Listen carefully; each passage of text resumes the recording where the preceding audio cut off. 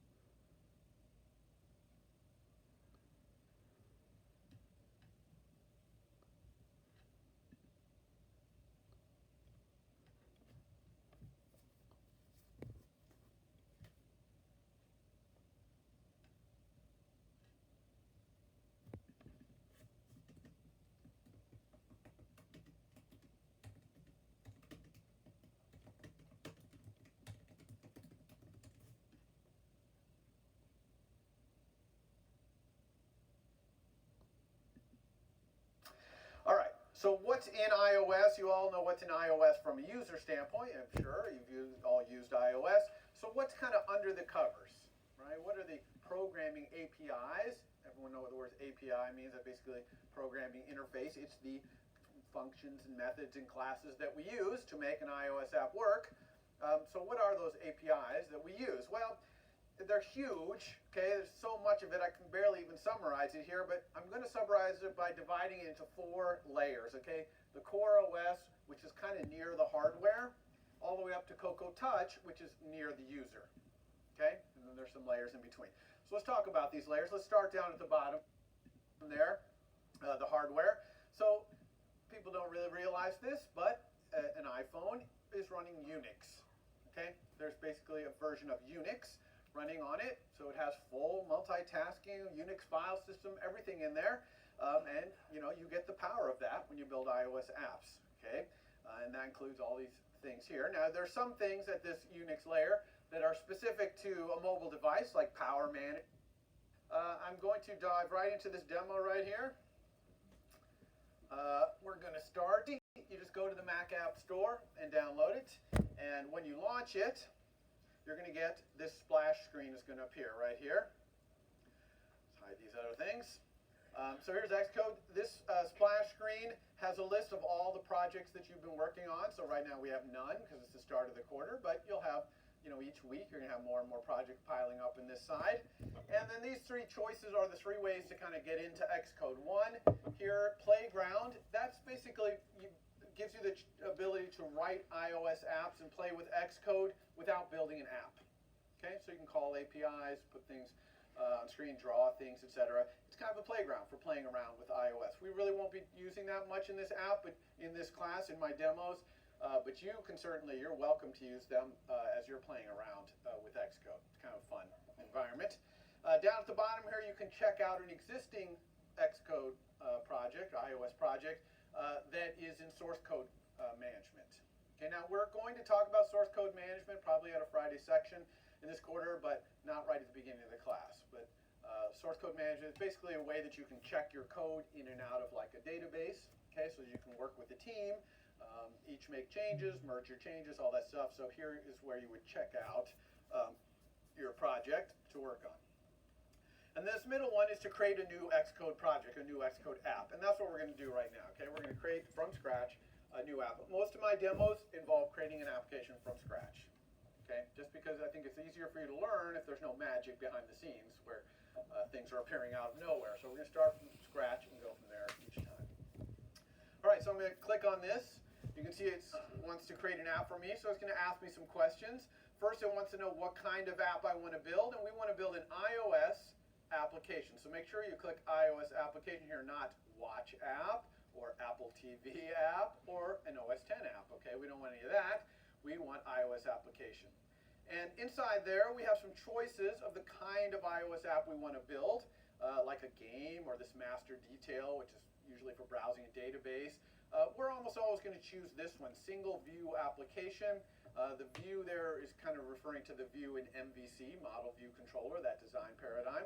But this is the most basic template, and it gives us the least amount of code to start with, which is what we want, because we're learning, so we want to write the code. We don't want it to write any code for us. So we're going to pick single view template there.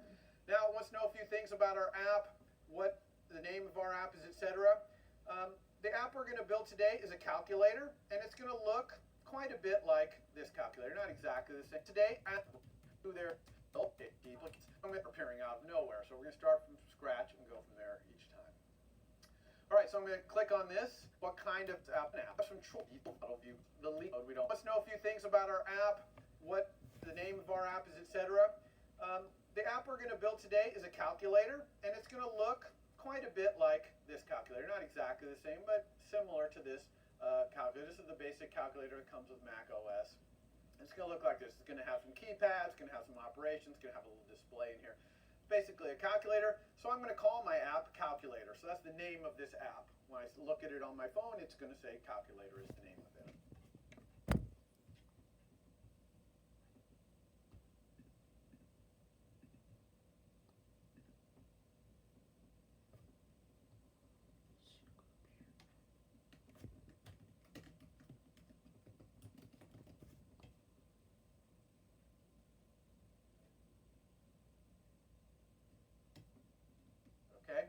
This organization name can be anything you want. It's basically going to appear in the copyright of your code. Okay, when you write code at the top, it's going to say copyright, whatever you put here, put whatever you want, your name or whatever. This, however, wants to uniquely identify you, okay, as a developer. And a good way to do it is this reverse DNS notation here, edu.stanford.cs193p, and then instead of putting instructor, put your SUNet ID, because no one else has that. This would uniquely identify you in the universe. No one else is going to have that organization identifier. And then it builds a unique identifier from the app by combining these two things. Okay? You get to choose the language you want to program in here. It actually doesn't matter what you choose here. This is just going to be the language that the initial template it's going to give you starts out in. You can freely mix Objective-C and Swift when you're building.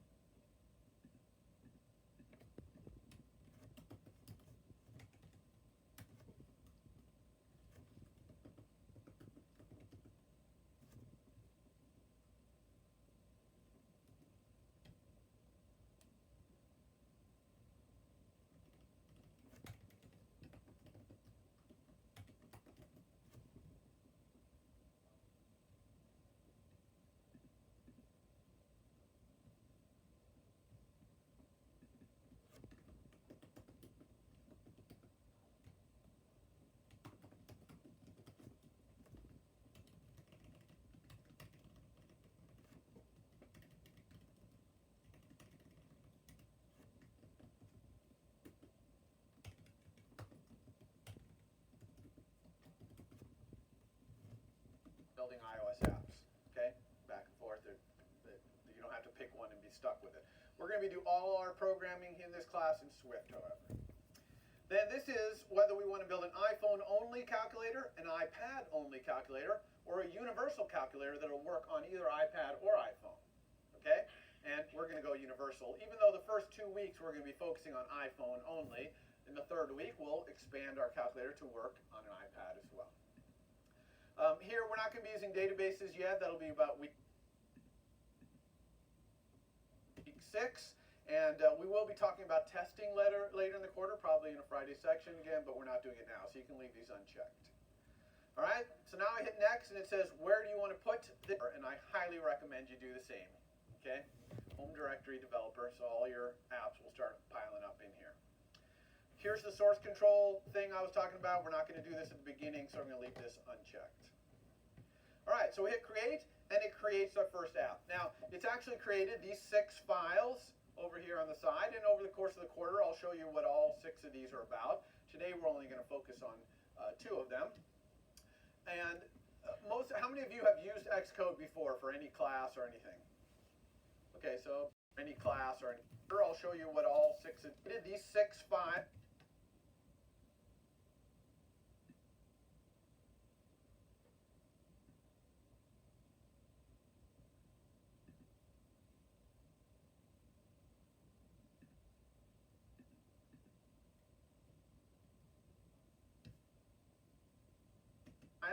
Over here on the side and over the course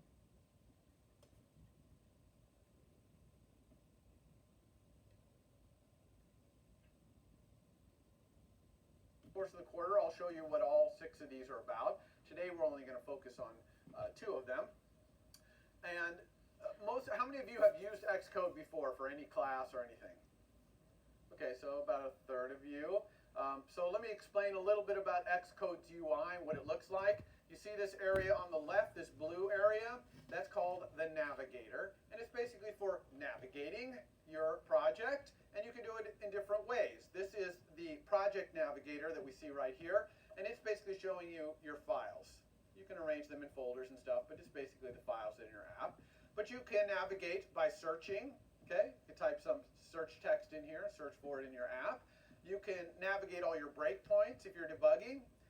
You can go back and look at all your old builds to see any errors or warnings you have. Okay, search for it in your app. For navigating your project, and you can do it in different ways. This is the project navigator that we see right here, and it's basically showing you your files. You can arrange them in folders and stuff, but it's basically the files in your app. But you can navigate by searching. Okay, you can type some search text in here, search for it in your app. You can navigate all your breakpoints if you're debugging. You can go back and look at all your old builds.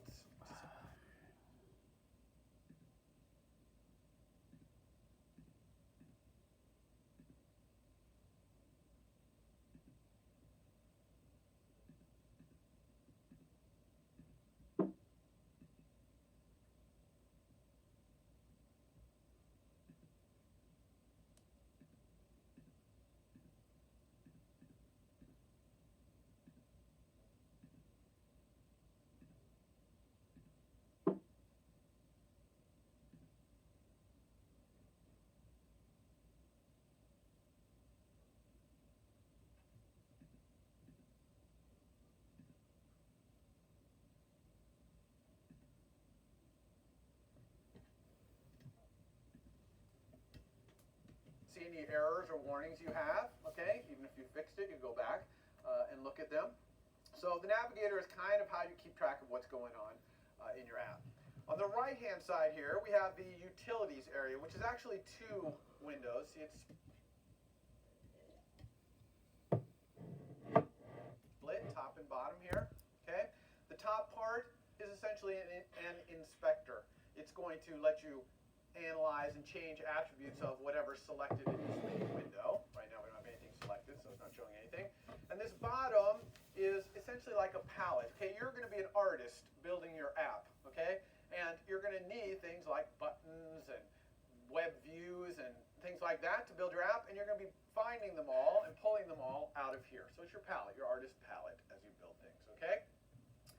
You can show and hide these two side panels with these buttons up here.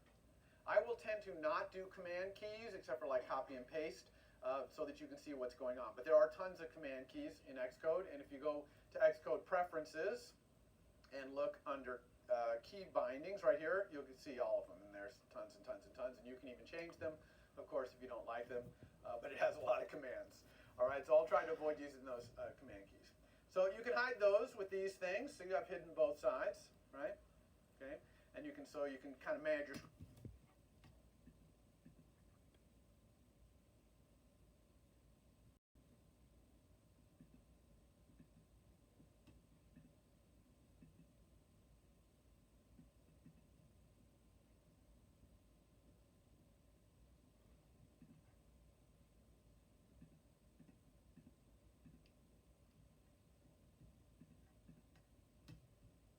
screen real estate. Now I have a very low resolution screen here, so I have to manage my real estate quite efficiently. If you have a higher resolution screen, then you would obviously not be doing as much hiding and showing of these things.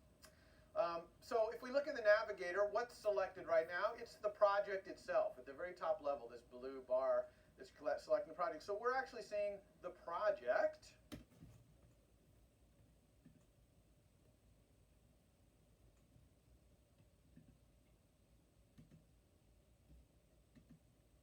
Okay, the kind of settings of the project in the main window here. This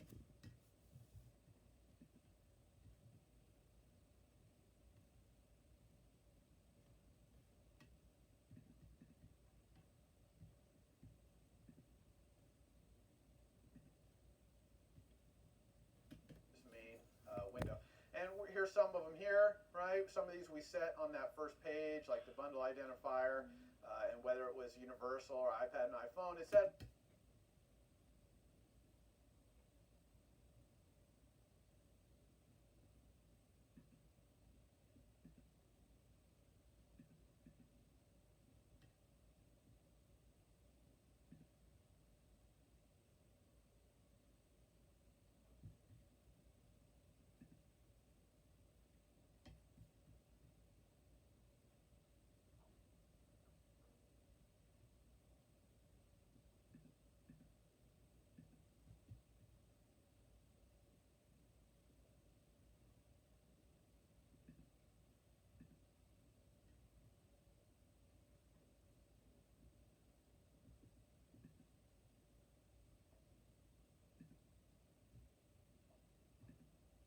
but there's plenty more settings over here. We'll get to most of those settings as the quarter goes by. The only setting that's important for you to know now is this team setting. See where it says Team None? You're going to want to be able to write your app and have it run on a device. Okay, it has a simulator, which I'm going to use today, but you also want to be able to run on a device. And to do that, you need to register an Apple ID. So here I already have mine, this CS193P instructor, but you're going to go down here to add an account.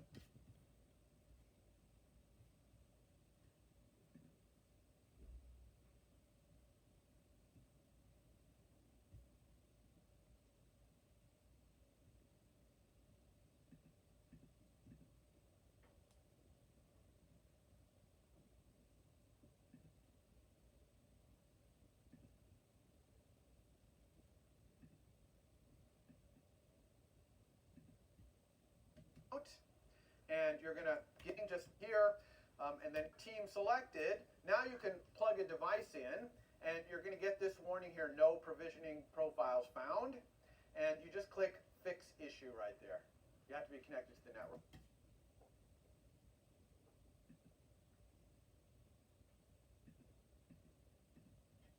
At the time.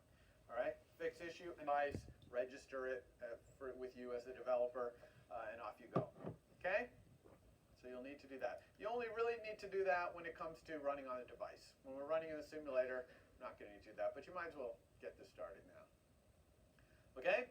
Now, what about these other files over here in the Navigator that it made, these 6 files? Well, like I said, we're not going to talk about all of them. This one, for example, assets.xc assets, that's all your media assets. So that's images, sounds, icons.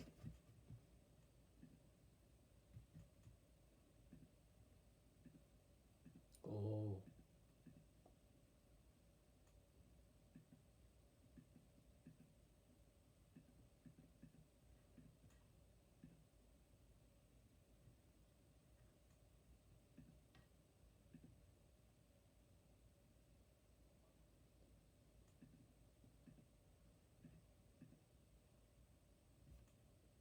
Things like that. Here, for example, is the app icon, which I haven't set, so all these are all blank. So we're not really going to talk about that today, but we'll eventually talk about it. And in fact, not only am I not going to talk about this XZ assets thing right here, but I'm also not going to talk about this app delegate or the launch screen or the info.p list. Okay, so I'm going to select all those and right click on them and choose new group from selection and put them all in a folder. Okay.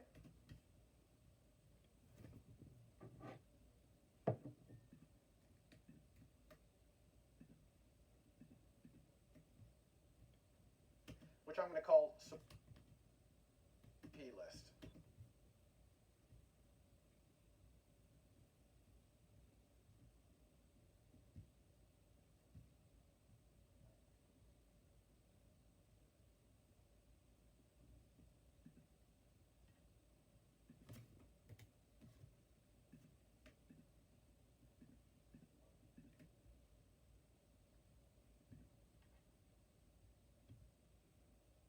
Okay, so I'm going to select all those and right click on them and choose new group from selection and put them all in a folder, okay, which I'm going to call supporting files. Okay.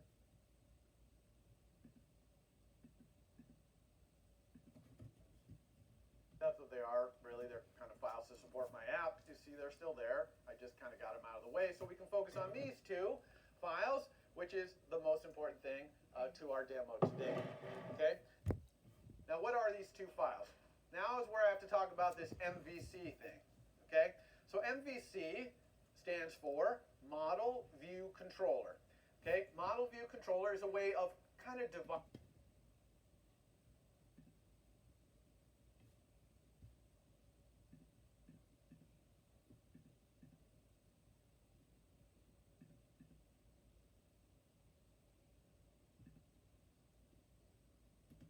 Model MVC thing. Now, what are these 2 files? Now is where I have to talk about this MVC thing. Okay, so MVC stands for Model View Controller.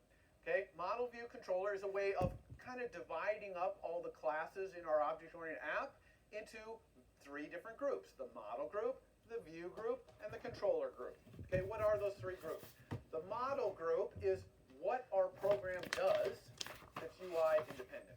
So for calculator, it's going to be all the calculating, the things that actually does the calculations, right? That's UI independent. That's going to be our model. Okay. The view UI different groups. The lighting up all the classes in our object-oriented app.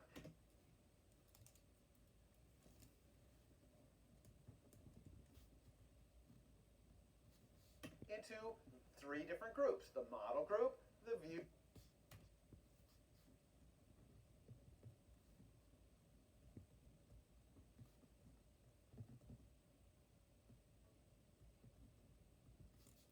In our object-oriented app into three different groups: the model group, the view group, and the controller group.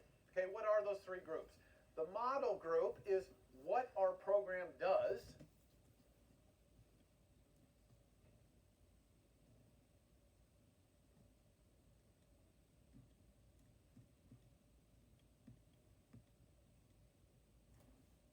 That's UI independent. So for a calculator, it's going to be all the calculating, the things that actually does the calculations, right? That's UI independent. That's going to be our model. Okay. The view is the user interface that the user interacts with. So for the calculator, it's the buttons and the display and all that stuff. That is the view.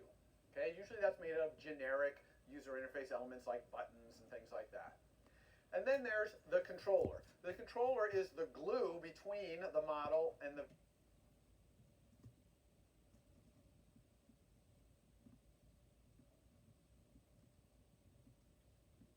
view. Okay, it's the thing that listens to what's happening in the UI, makes decisions, updates the model. If something changes in the model, maybe it changes the UI. Okay, back and forth. It's really where the interface, the logic of our entire app really lives in our controller. Okay, so this file right here, viewcontroller.swift, that is our controller. Okay, our app is only has one MVC. Okay, which is the calculator MVC, and this is its controller. Okay, the C of MVC. Now, here is your first look at Swift.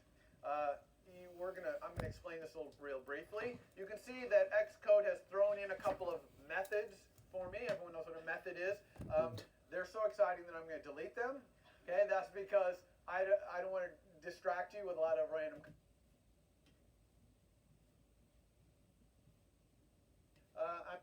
Now, what are these two?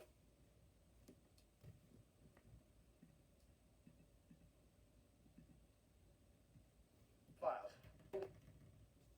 It's the buttons and the display between the decision where viewcontroller.swift, that is our control. See, for me, everyone knows what I'm.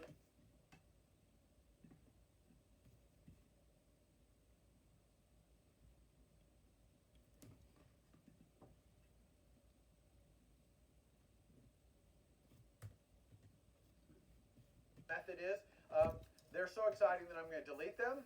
Okay, that's because I don't want to distract you with a lot of random code, so we're going to keep down just to the minimal code we're going to use. We will be using those methods later in the course. Those are part of what's called the view controller lifecycle, but we don't need it for our calculator app. So that's part of what's called the view controller lifecycle, but we don't need it for our calculator app. So let's look at what we have left here. This import is kind of like an include in other languages or import in other languages, but this is kind of like an for our calculator app. So let's look at what we have left here. This import is kind of like an include in other languages or import in other languages, but this is not a file. This is a module. And in Swift, you can group a whole bunch of classes together, and that's called a module. And when you import a module, all those classes will be visible, if they're public classes, to whatever's using it. So here, UIKit has all the user interface things, buttons, text fields, all that stuff, okay, is in there. And so since we're building a UI app here, a calculator, we're going to import UIKit, and you're almost always going to import UIKit. Okay? Now in our model, where it's UI independent,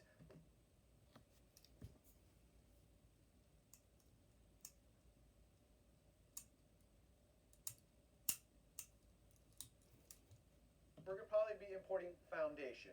Foundation is that core services thing, okay? Because we might be doing networking and databasing in our model, but we're not doing buttons and stuff. So those are the two main things you import. Definition, or declaration really, of a class. Okay, in Swift is what it looks like. You got the class keyword. This is the name of the class, view controller. Now this is a pretty bad name, okay, because it's very generic, view controller. Probably be better called calculator controller or calculator view controller. I'm not going to show you how to rename that now, but I will show you next week. But this is the name of our controller class. This :UI view controller means that UI view controller is the class our controller inherits from. This is object-oriented programming. We have inheritance. This is the inheritance. Single inheritance in Swift. Okay. All controllers, all MVC controllers must inherit from UI view controller, either directly or indirectly from UI view controller. Okay. And then we got curly brace here. Inside those curly braces goes all of our properties and methods. Okay, properties are like instance variables. Everyone knows what an instance variable is, right? 잠깐만, 여기는 뷰 컨트롤러 연결해 주는 거야. 할당해 주는 거구나. So our property, we call them properties in Swift. They're very powerful in Swift, instance variables. They can have property, we call them properties in Swift. They're very powerful in Swift, instance variables. They can have behavior associated with them and things like that. But all that goes inside these curly braces. Okay? So that's your intro to Swift. What about this other file over here, main.storyboard? What's that? That's the V for view of our MVC. That's the graphical representation of our calculator. So let's click on that and see what it looks like. Right now, it's just a big square, big empty square here. And I can zoom in and out, so I'll zoom to 50%. See? Here's our UI. Now, it's kind of interesting, this UI is square. Okay? How many iOS products are square? 0, right? None of them are. They're all rectangular, okay? So they're either landscape or portrait, iPads, whatever. None of them are square. And so how are we building our UI in a square UI? Well, we're doing that to remind us that we want to build our UI so that it stretches and expands and move things around so that it'll fit in any shape. Okay? So we're going to build one UI. It's going to work on iPad, iPhone, tall iPhones, short iPhones, high resolution ones, low resolution, all of them from this one UI.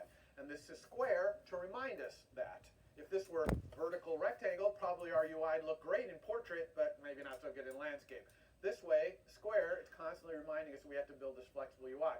Now today, I'm not going to do that. I'm going to build the UI all up in the upper left corner right here so that it looks good in any, not looks good, but at least shows up in any shape. But on Wednesday, we'll put in the flexibility to make it do what it needs to do. Okay?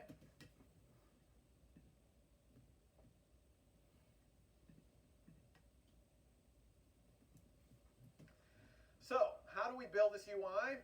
We build our entire UI graphically, okay, with the mouse.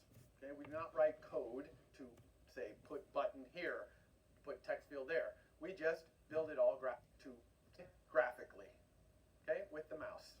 Okay, we do not write code to, say, put button here, put text field there. We just build it all graphically and wire it up with our mouse. And so we're just going to dive right into doing that. I'm building a calculator. Calculator needs some buttons, so let's start with a button. I told you that in this utilities window at the bottom, there's the palette of things you as an artist, and now we are UI artists here, are going to build our UI out of. And you can see there is, whoops, get the dock out of the way. There we go. Lots and lots of things that we can build our UI out of here. And we'll talk about actually most of these in the 10 weeks we have. But we're going to start about a quarter of the way down with this one right here, button. And I'm just going to pick this up and drag it out into my UI. Now when I do that, notice that these blue lines appear and disappear. The blue lines help you put something in a theoretical or conceptual place. Like this would be putting the button in the conceptual center of my UI. So if I'm in portrait, it's going to be centered in portrait. If I go to landscape, it'll move over and be in landscape. Do you understand what I'm saying? These blue lines allow us to put things in various places. And this is a big part of how we're going to make this flexible UI. But since I told you I'm not going to show you that until Wednesday, we're not going to do that. We're not going to use the blue lines, okay? But you'll see me using the blue lines on Wednesday quite a bit. And you'll want to always use the blue lines. Blue lines are super important to building this flexible, adaptable UI. All right, so we have our button right here. Now, we don't want it to say button on there, Okay, we want it to be one of the numbers, right? So it's going to be part of our keypad. So I'm going to make this be my 5 button. And to change the text, you can just double click on it and change it.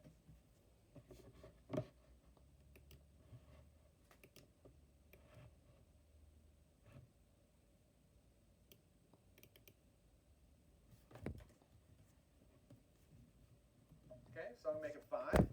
You notice it also has these little handles around the edge. You can use those to resize it to whatever you want.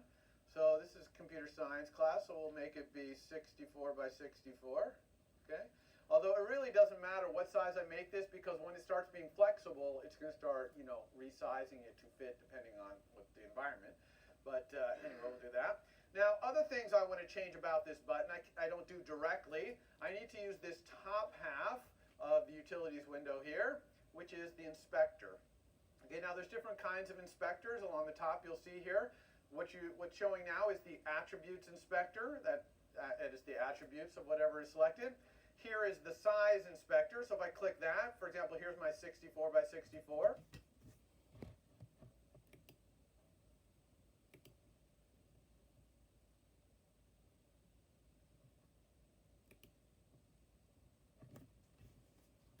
And I can edit it here as well. I can say 200 by 64. See how this got wide, right? We could go back to 64. Okay. I'm going to go back to the, but let's go back here to the attributes inspector. This is actually object oriented.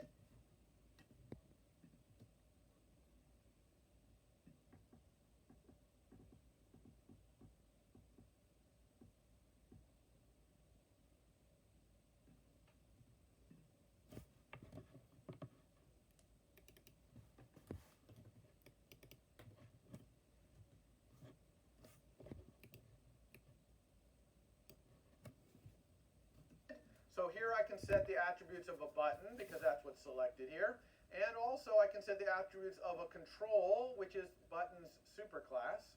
And then attributes of view, which is controls superclass. So this goes right up the hierarchy, the inheritance hierarchy rather, and lets me set various things. For example, I want this 5 to be bigger. So I look here in the buttons attributes and I see font, system font 15 point. Well, I'm going to click this and change this to be 30 point.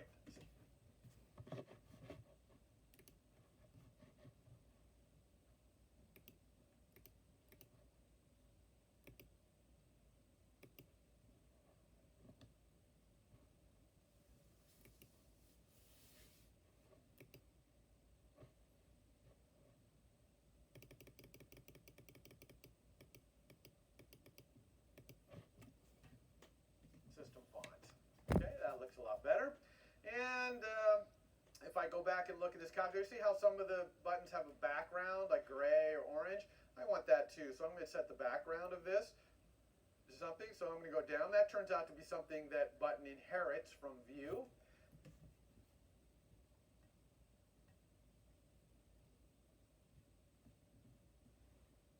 Right here, background. So I can set it by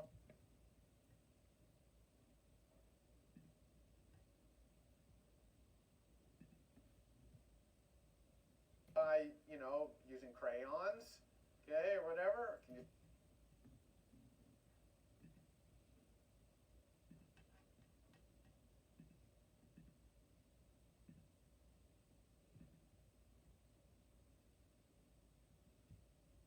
sliders, or I can use maybe recently used ones, like here's light gray, okay, so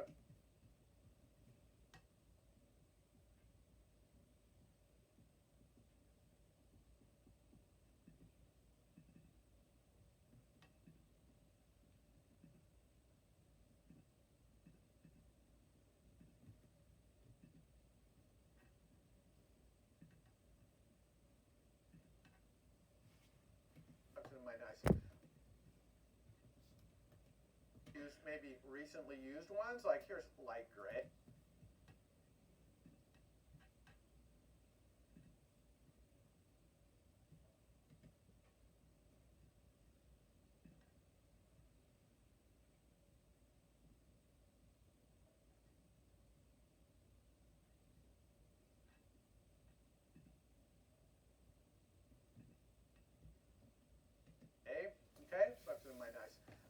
background here. So, you know, you can go and edit these things and make them look however you want. What's interesting about what's going on here is there's no code generation step going to happen here. You're actually editing these objects live, okay? By changing things in the inspector, you're sending messages to this button to set the way it is. And then Xcode has a way to essentially freeze dry all the attributes. And it's object oriented. In other words, the objects are participating in freeze drying themselves. And in fact, the whole mechanism of this part of Xcode, which we call interface builder, because we're building our user interface, is extensible. And you can put your own objects in here, okay? Your own things they draw, custom drawing or whatever. And we'll show you all about that as these go by. All right, so I have one button here. That's good. I can even run my app right now. So how do I run this application? You go up here to the top. You see where it says iPhone 6s Plus? This is actually a list of simulators that you can choose to run your app on. All right? So you could also run it on a device. If you connected a device and did that team thing I was talking about, you can run it on your device.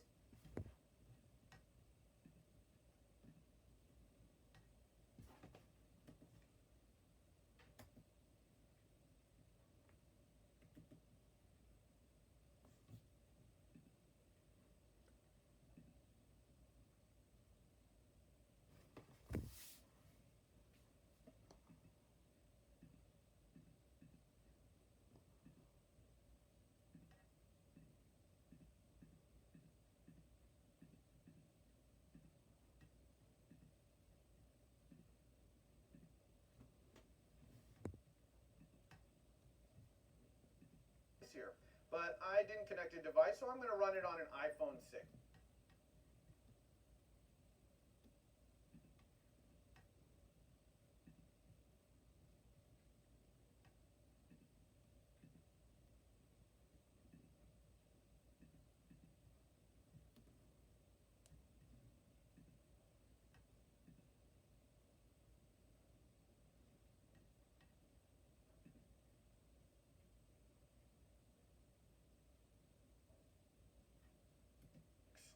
Okay, so I just pick iPhone 6, and then I just press play.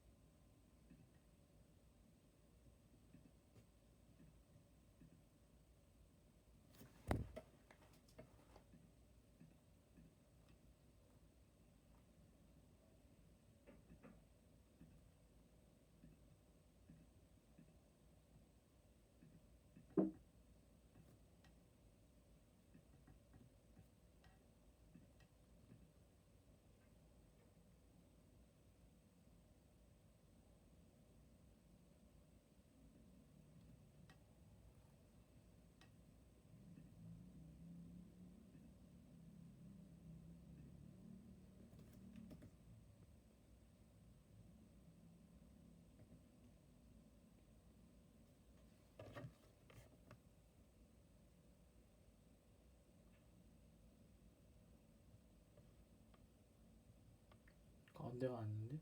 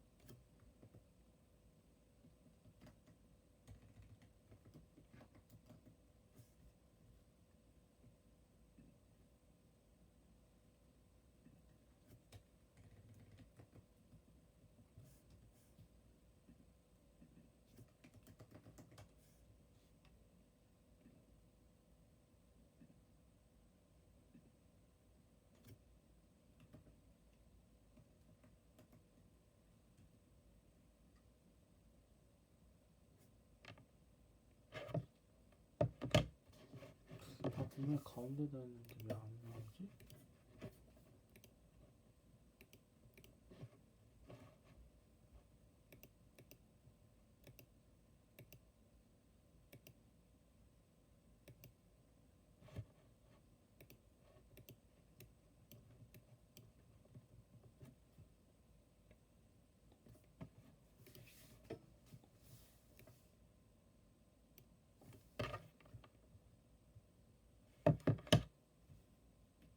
Right here.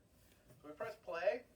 It's going to bring up an iPhone simulator, okay? And the iPhone simulator is going to run this app. Now, this iPhone simulator that you see appearing right here, it's showing our app. This is more than just our app. This is actually a full simulator of the iPhone. And in fact, if I go hardware, home, that's like pressing the home button. You know the little round home button on your iPhone? Watch this. Press home and it goes to here. And I got settings, photo, calendar, Safari, other apps, etc. Okay, and here's my app. This is just just an app. Calculator has no app icon, but there it is, and I can go back. Okay, so it's really simulating the device here. Now, what happens if I touch this button? Nothing. Okay, and that's because we haven't really taught our calculator app what to do when this button is touched. So let's go do that. Now, how are we going to do that? Remember I told you that the view here is kind of generic UI, buttons and sliders, and that there's a model which we don't have yet, okay? And then there's the controller. So the way that touching on buttons causes anything to happen is via the controller. So somehow we have to say that touching on buttons causes anything to happen is via the controller. So somehow we have to connect this button up to our controller. And in fact, what we want to do is, when we touch this button, we want to invoke a method in our controller object, right? Sounds nice and object-oriented. That's what we want to do. So how do we set that up, okay? We're going to set that up by getting the controller and the view on screen at the same time, okay? And then we're going to wire it up graphically with the mouse. So let's get them both on there at the same time. The way we do that is with this button right here, this little round circle, the assistant editor. This brings up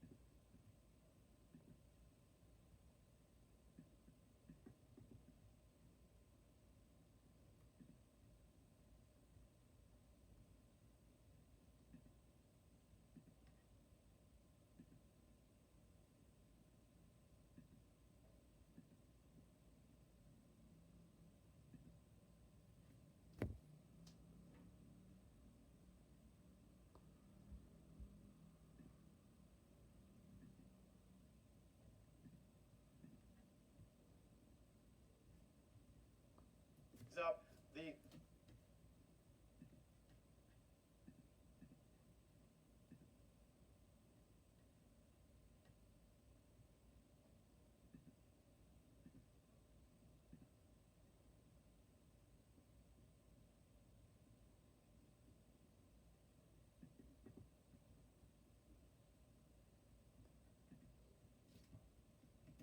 controller and the view on screen at the same time.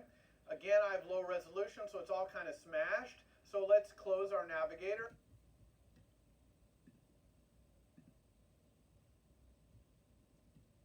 And close our utilities, okay? And we can share this space however we want, okay? So we have plenty of room for our code.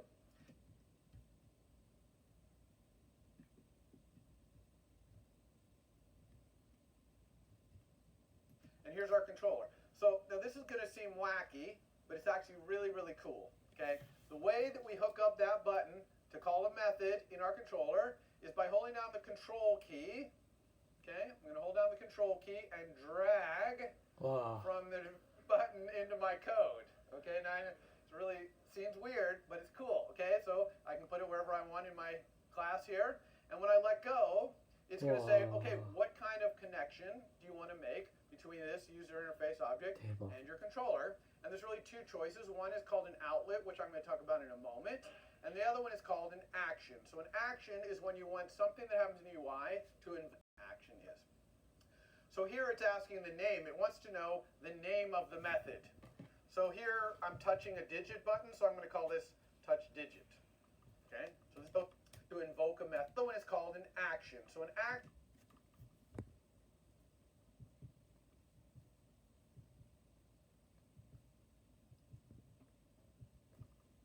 is when you want something that happens in the UI to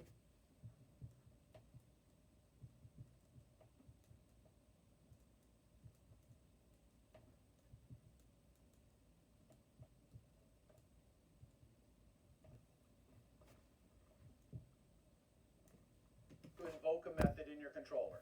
Okay, exactly what we want here. That's what an action is.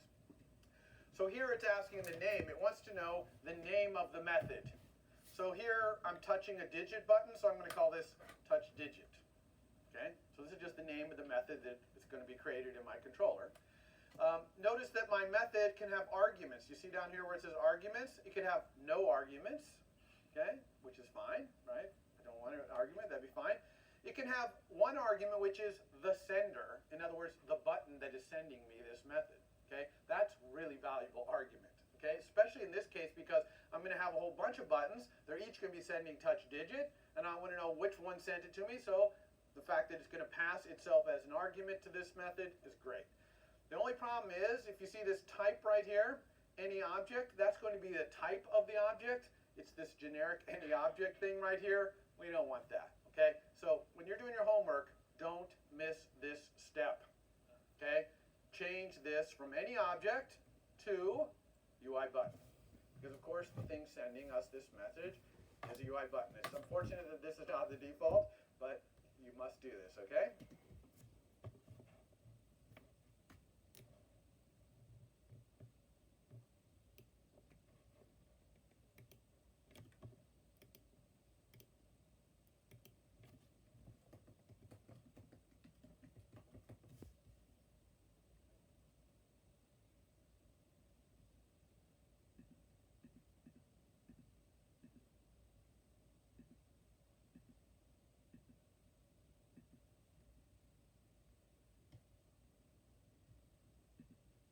So this, I'm going to hit connect. This is just what event is causing this, a touch on the button that goes up inside the button's bounds, okay?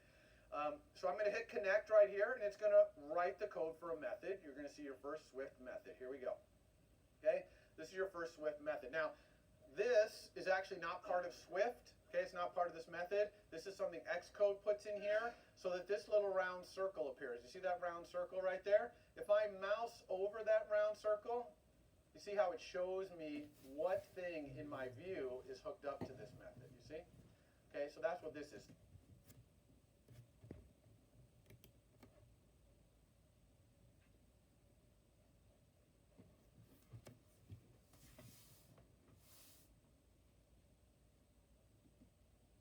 That's really not part of the Swift method. Okay, so this is all the Swift method. Okay, so what is Swift method syntax? Func. Okay, func means this is a function on a class. A method is a func. Okay, okay, func Swift method. Okay, so what is Swift method syntax? Func. Okay, func means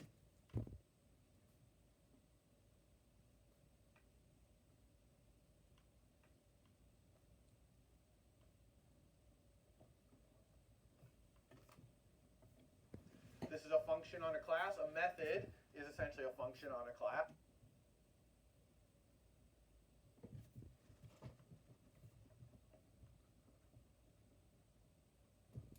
That's right. I suppose this could be called method. I mean, like the Breaking Bad version of it would be called meth, maybe. But func is good.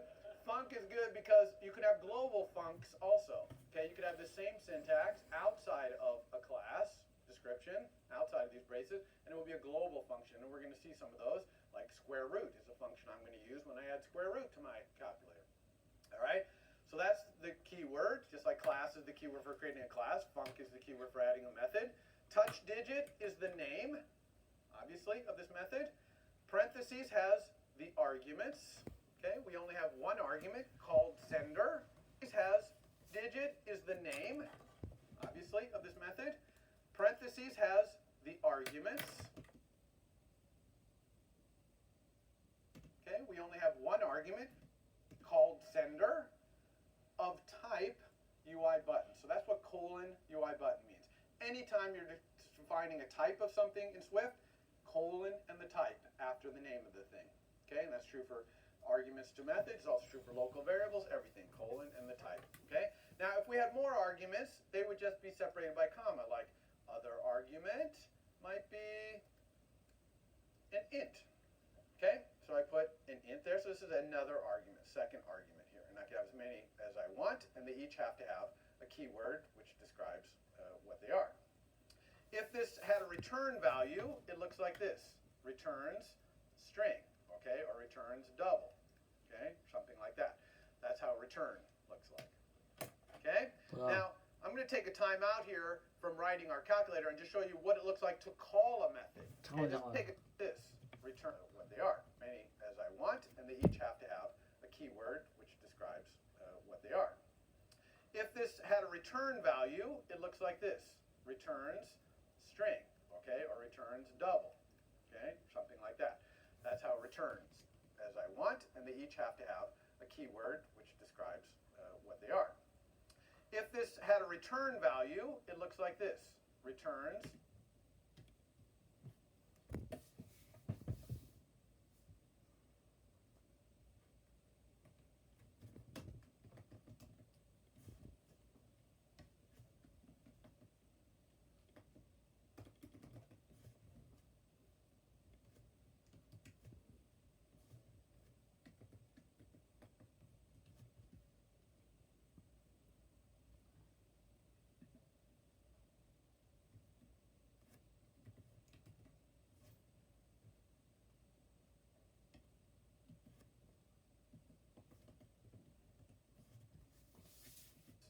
string, okay, or returns double, okay, something like that. That's how return looks like. Okay, now I'm going to take a time out. Returns string, okay, or returns double.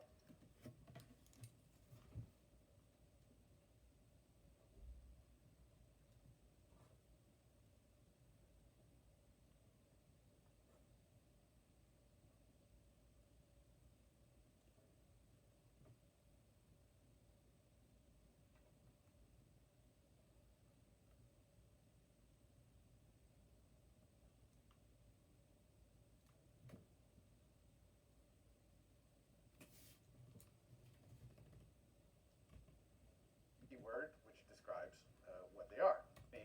Okay, or are, okay, and that's true. Type of something is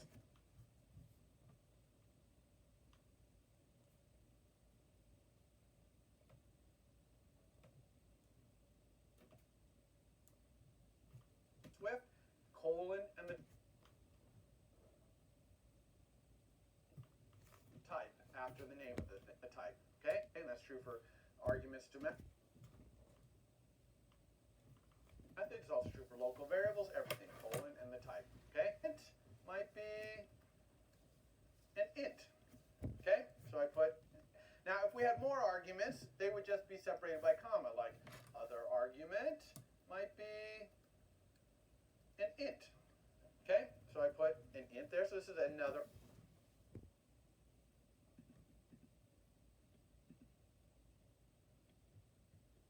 argument, second argument here, and I can have as many as I want, and they each have to have a keyword which describes what they are.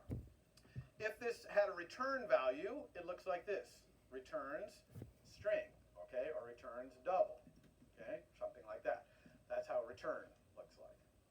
Okay, now I'm going to take a time out here from writing our calculator and just show you what it looks like to call a method. Okay, this is, we're declaring the method. What if I wanted to call this method on myself? Okay, it would be recursive here because I'm inside touch digit, but I just want to show you the syntax for calling. Okay, so if I want to send something to myself, I use the keyword self, and then to send a message, just like Java, you press dot.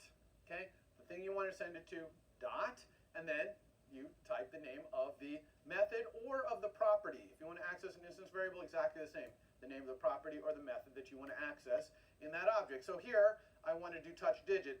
You're going to notice here the Xcode is helping me a lot as I type. It's giving me lists of things that I can choose that are likely. Here, touch digit, it's putting that on the top because that's the only method that is in my class. I inherit a lot of methods from my superclasses, but this is the only one in my class. Is in my class. I inherit a lot of methods from my superclasses, but this is the only one in my class. And in fact, if I just press tab, it starts filling it out. I don't even have to type it, okay? Because it knows that's what I want. Now, it takes two arguments. The first argument, you just put it in. So the first argument is a button, so maybe, some button or something like that. Okay, some variable that would have to be a button. I don't have one, but that's what it would be. The second argument here, okay, and I'm just hitting tab to go to each argument, is an int. So let's say I put 5. Okay, so this is how I would call this thing. Now, what's interesting about this is notice that this keyword is actually included. In other languages, this would look like this, right? You would just have the two arguments, sender and argument. But here in Swift, we put the explicit name of the argument here for readability and clarity, except for we don't do it with the first one. Okay? The first one we don't do. That's because usually the first one is implicit in the name. Okay? But that's what. Now there is a way to make it so you have to do the first one but generally we don't. In other words, we don't type sender this. And in fact, it's wrong to type sender that. It would be an error. It would not compile. Okay? So that's the syntax for sending. And you'll have to get used to putting these in for all the subsequent arguments besides the first. Okay, so let's get rid of all this stuff we added. So here's our touch digit. Let's just have touch digit print something out to the console. Okay, great thing to know for debugging and stuff like that. You do that with the method print, and I'm just going to say print touch digit. So it's going to print touch digit out to the console.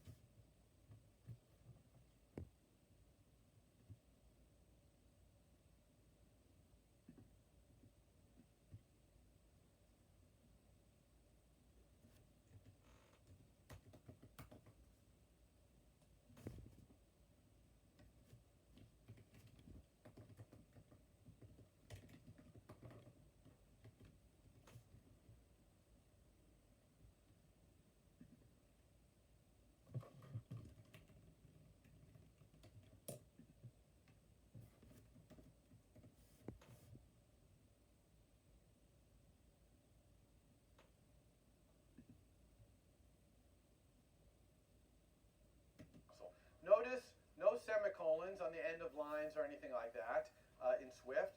The carriage return is the end of line. If you want to put two statements on the same line, you can use a semicolon in between, but generally the carriage return is the end of line. Okay? So we print touch digit here. Let's go ahead and run and see if that works.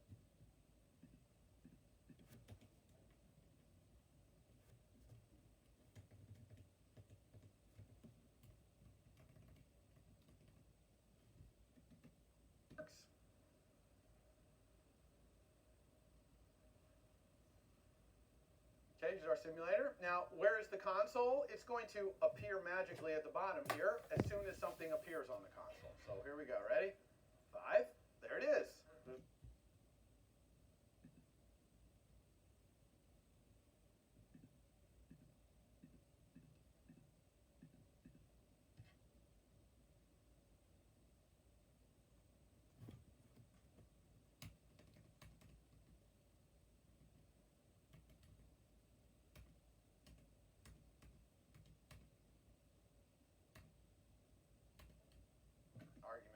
So here's our touch digit.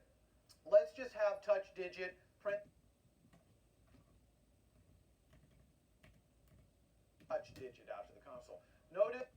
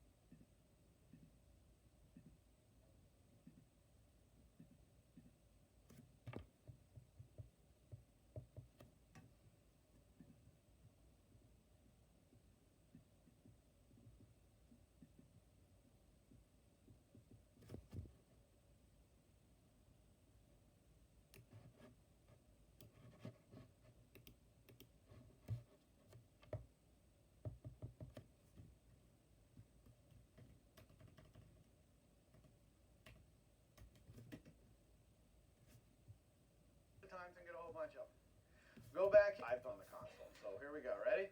5. There it is.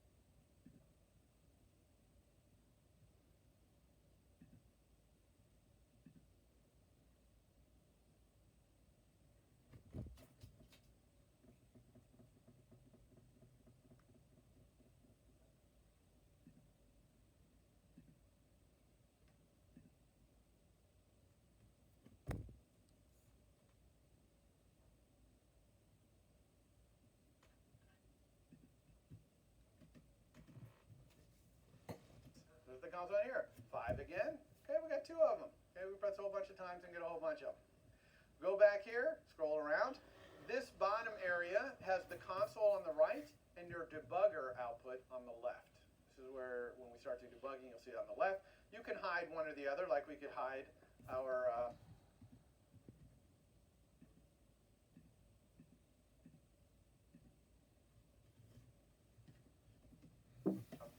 debugger and just see our console.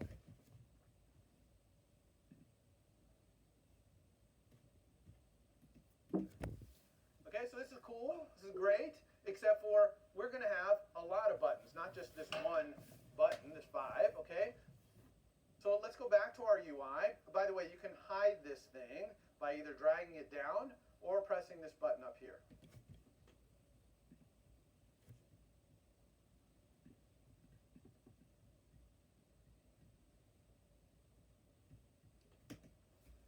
Okay, just like you hide this thing with that, you hide with this with that.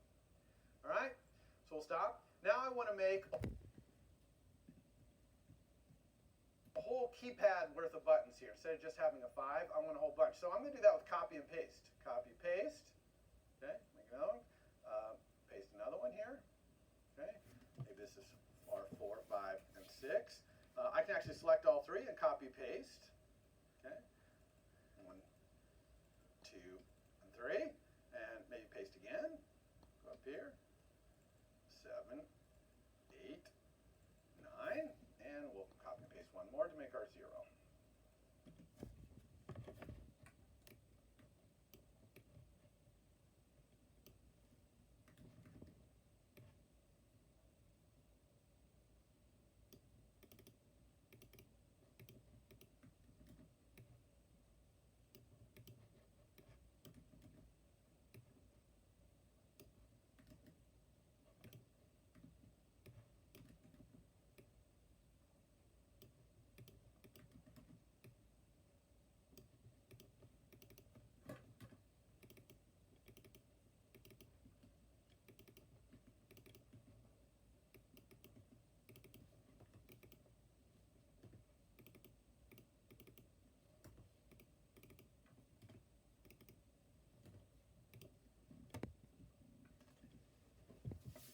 Okay, so here's our nice little keypad right here. And now we can run. And we'll notice that all of these buttons are sending touch digit, you see? Okay?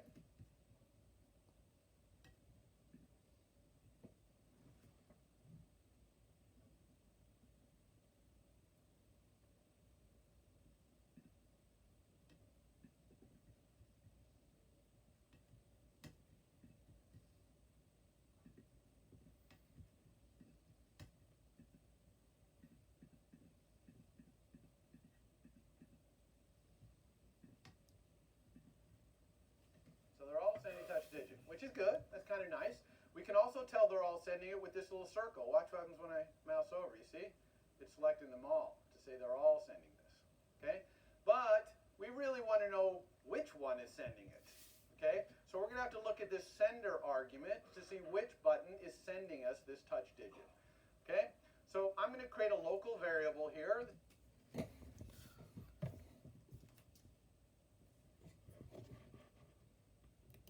Or 4, 5, and 6.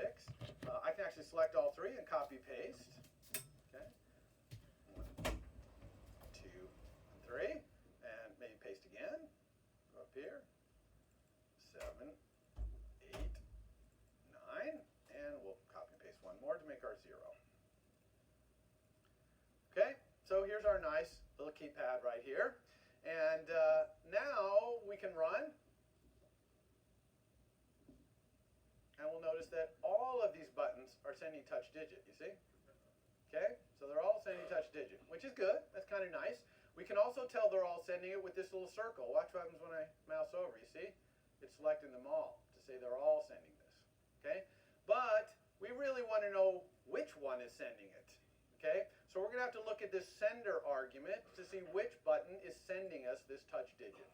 Okay, so I'm going to create a local variable here. This is how you create a local variable, var, the name, which I'm going to call digit, and I'm going to set it equal to whatever I get from asking the sender what its title is.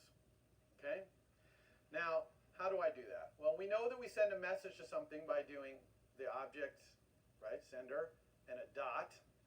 Okay, unfortunately, button has quite a few methods. Okay, I mean, probably hundreds. Okay, because it's inheriting things from control and view and stuff like that. So this is pretty much a bummer trying to find out how to know what to get. So we need documentation here. We need some help.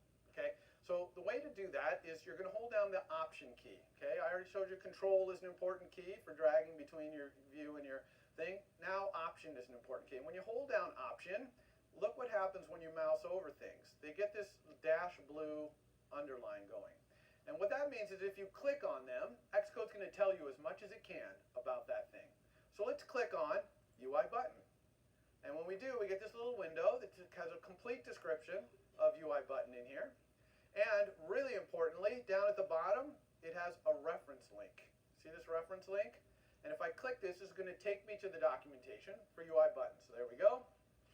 Here it is, UI button. Here's all the methods and properties in UI button. Here's all the description of it. And there is all kinds of text here that describes all the methods and how they work. Okay? Now, I need to find something about the title. So I could search here by just doing Command F to search, and I could search for title. But unfortunately, the title is mentioned a lot. See? So that's no good.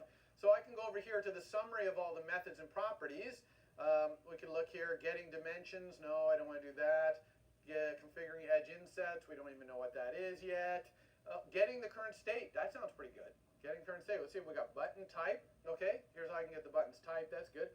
Current title. The current title displayed on the button. Victory. That's what we want.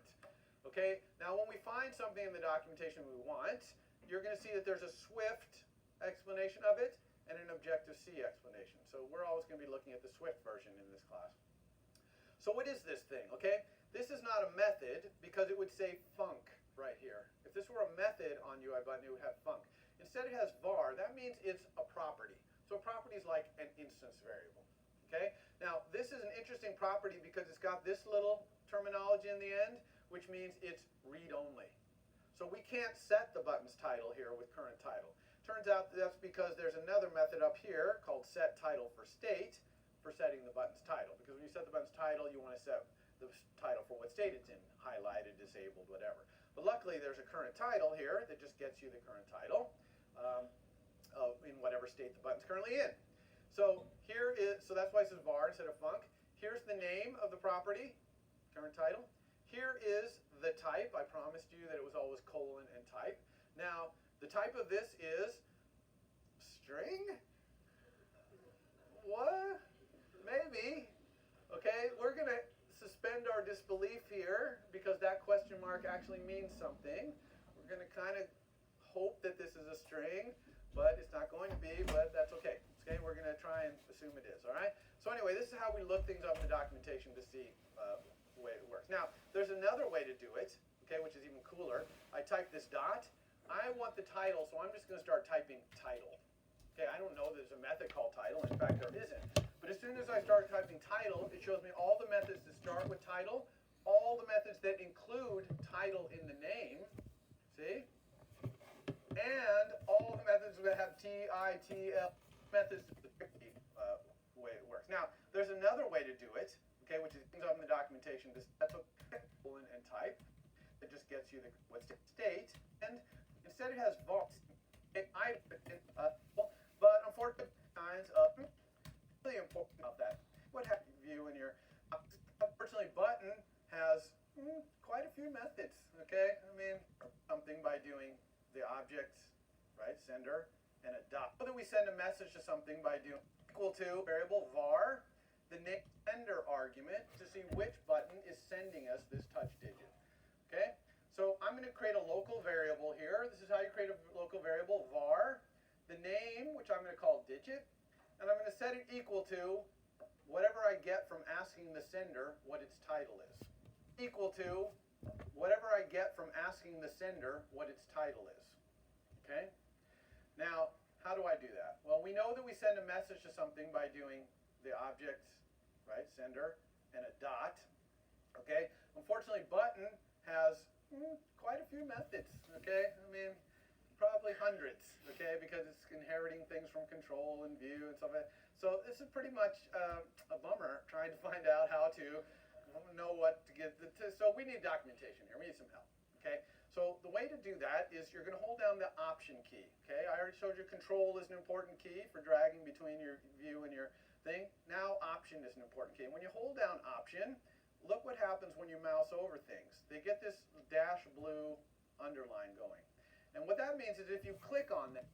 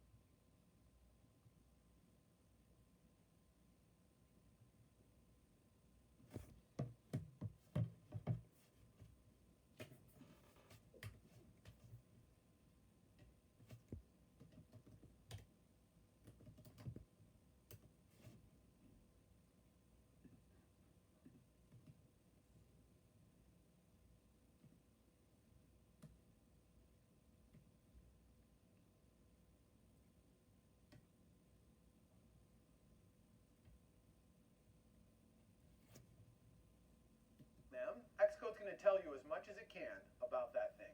So let's click on UI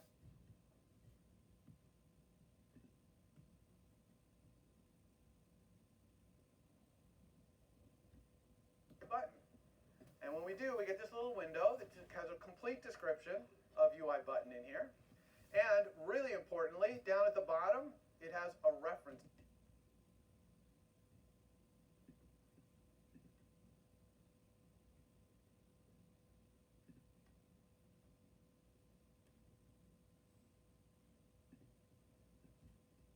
Link.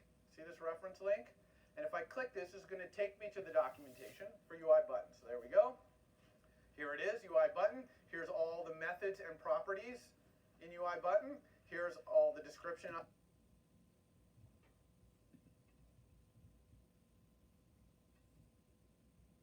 영어를 해야겠네.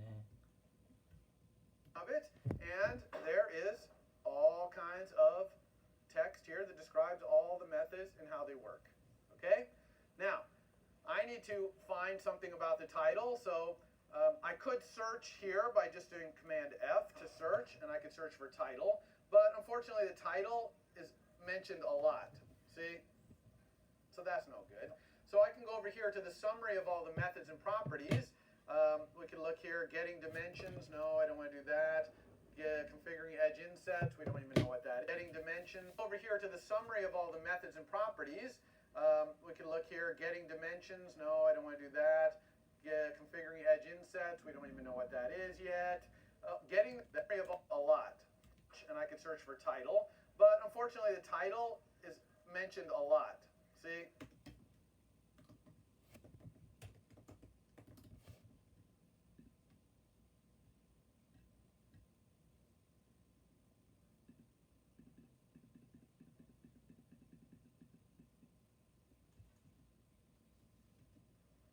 So that's no good. So I can go over here to the summary of all the methods and properties. We can look here, getting dimensions. No, I don't want to do that. Configuring edge insets. We don't even know what that is yet. Getting the current state. That sounds pretty good. Getting current state. Let's see if we got button type. Okay, here's how I can get the buttons typed. That's good. Current title. The current title displayed on the button. Victory. That's what we want.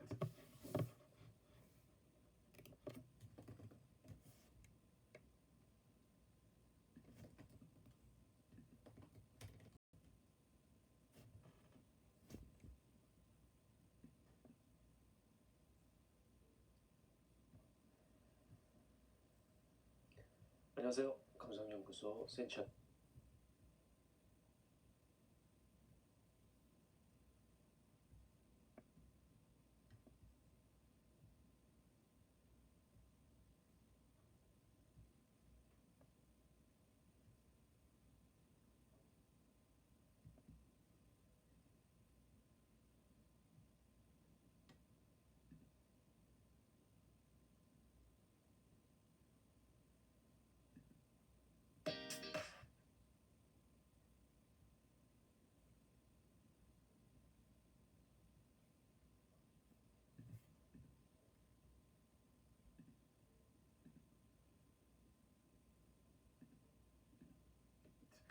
Okay, now when we find title displayed on the button, okay, here's how I can get the buttons. Current state, that sounds pretty good. Getting current state. Let's see if we got button type. No, I don't want summary of all the methods and properties. We can look here, getting dimensions. No, I don't want to do that. Configuring edge insets. We don't even know what that is yet. Getting the current state. That sounds pretty good. Getting current state. Let's see.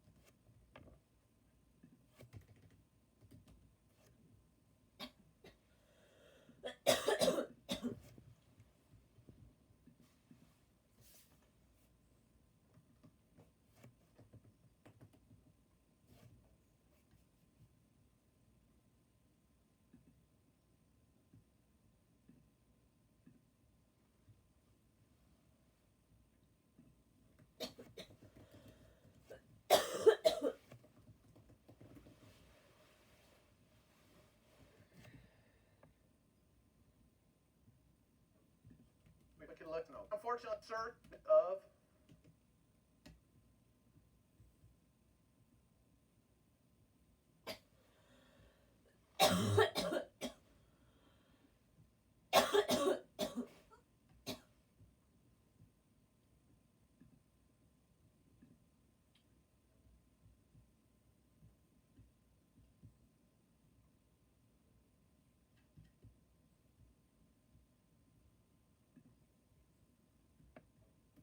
text here that describes all the methods and how they work.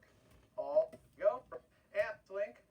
Here it is, UI button. Take me to the documentation for UI buttons. So there we go.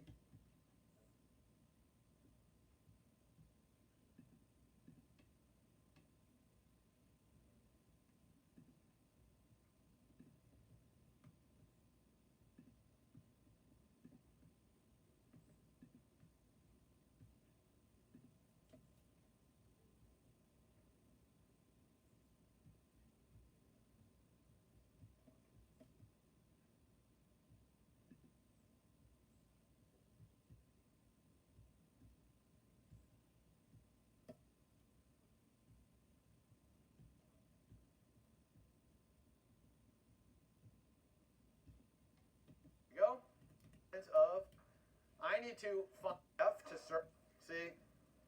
So that's no good. So I can go over here to this, I want to do that, configuring, getting current state. Let's see if we got button type, okay?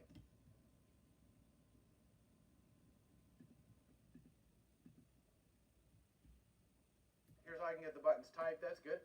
Current title, the current title.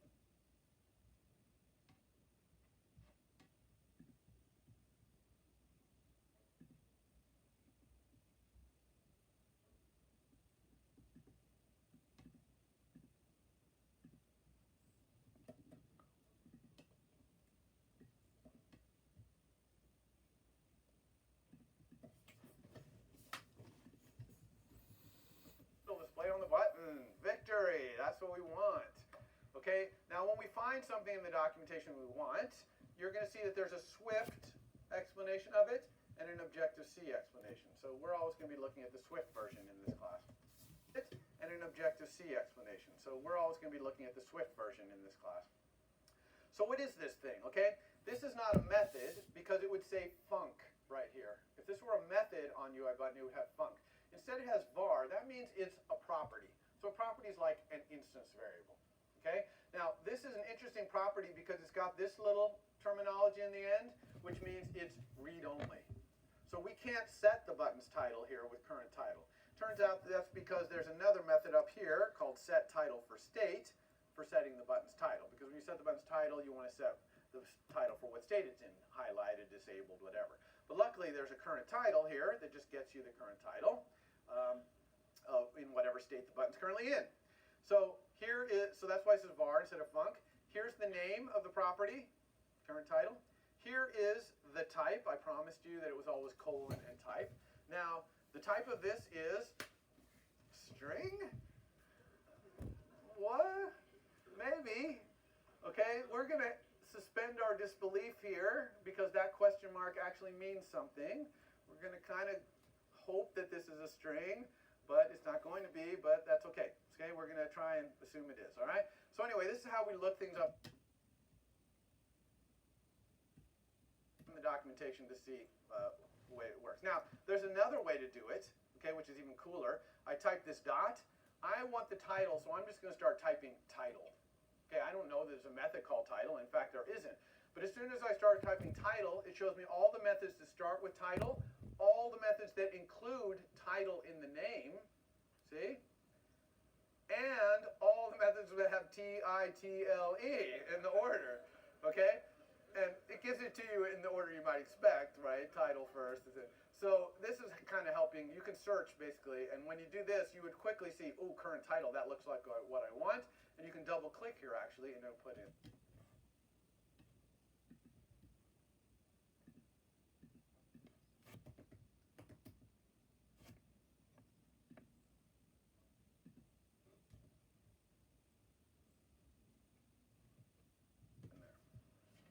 Okay, so there's our current title. Now, instead of printing touch digit, we basically want to print which digit was touched here. So I'm going to say touched, we could say %s digit, comma digit. This is what it would look like in C, for example. Is everyone familiar with this printf-like format? Okay, good, because you can't do it in Swift. Okay, we don't do that in Swift. Instead, we do backslash, open parentheses, close parentheses, and then we can put anything we want in here, okay, including digit. We don't need this out here on the slide. Okay, so this will be evaluated, converted to a string. Some things can't be converted to strings, but most things can. So you put that in there. Okay, if it can't, you'll get a warning. Okay, all right, so that's how we do that. So let's do a string. We don't need the C's. We'll do that in Swift. Instead, it would look like in C, digit, comma digit. This is what it would look like in C, for example. Is everyone familiar with this printf-like format? Okay, good, because you can't do it in Swift. Okay, we don't do that in Swift. Instead, we do backslash, open parentheses, close parentheses, and then we can put anything we want in here. Okay, including digit. We don't need this out here on the slide. Okay, so this will be evaluated, converted to a string. Some things can't be converted to strings, but most things can. So you put that in there. Okay, if it can't, you'll get a warning. Okay.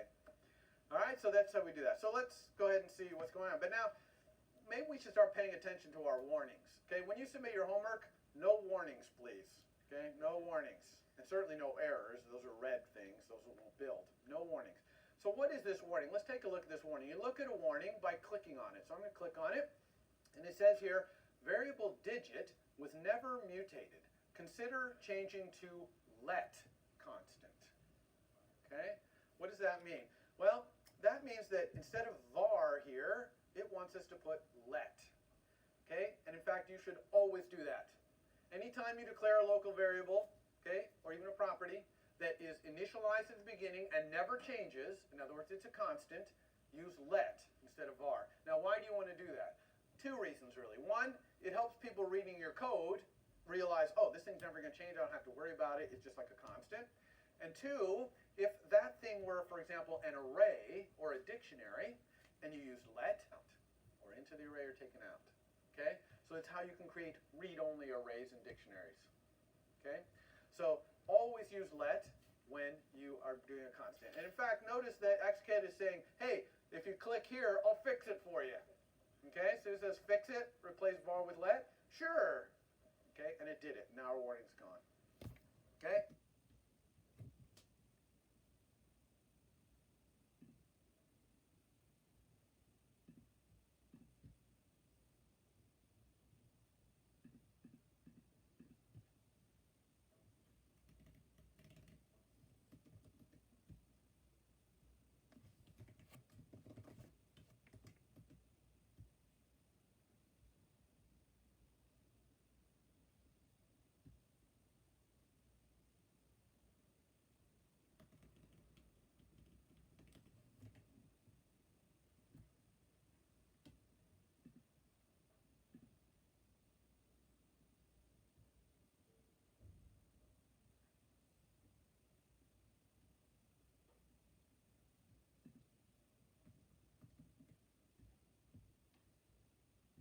Crossing our fingers about that whole string question mark.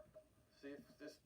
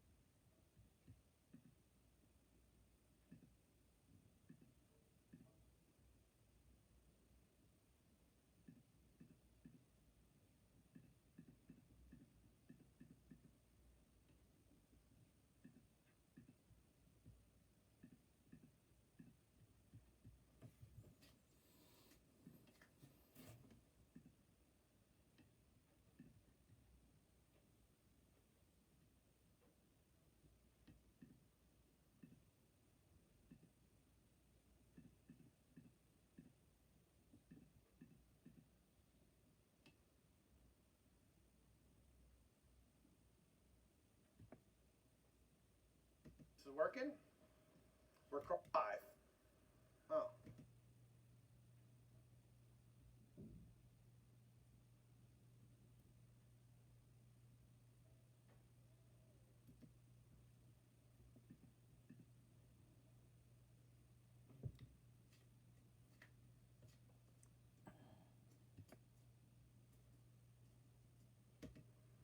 The heck is going on down there? Okay, touched optional 5-digit? Okay, so what is this optional business? Okay, so here you all want to take a deep breath, clear your minds, and pay close attention. Okay, because this is a very important thing in Swift. It's ubiquitous throughout. Oh, talk what?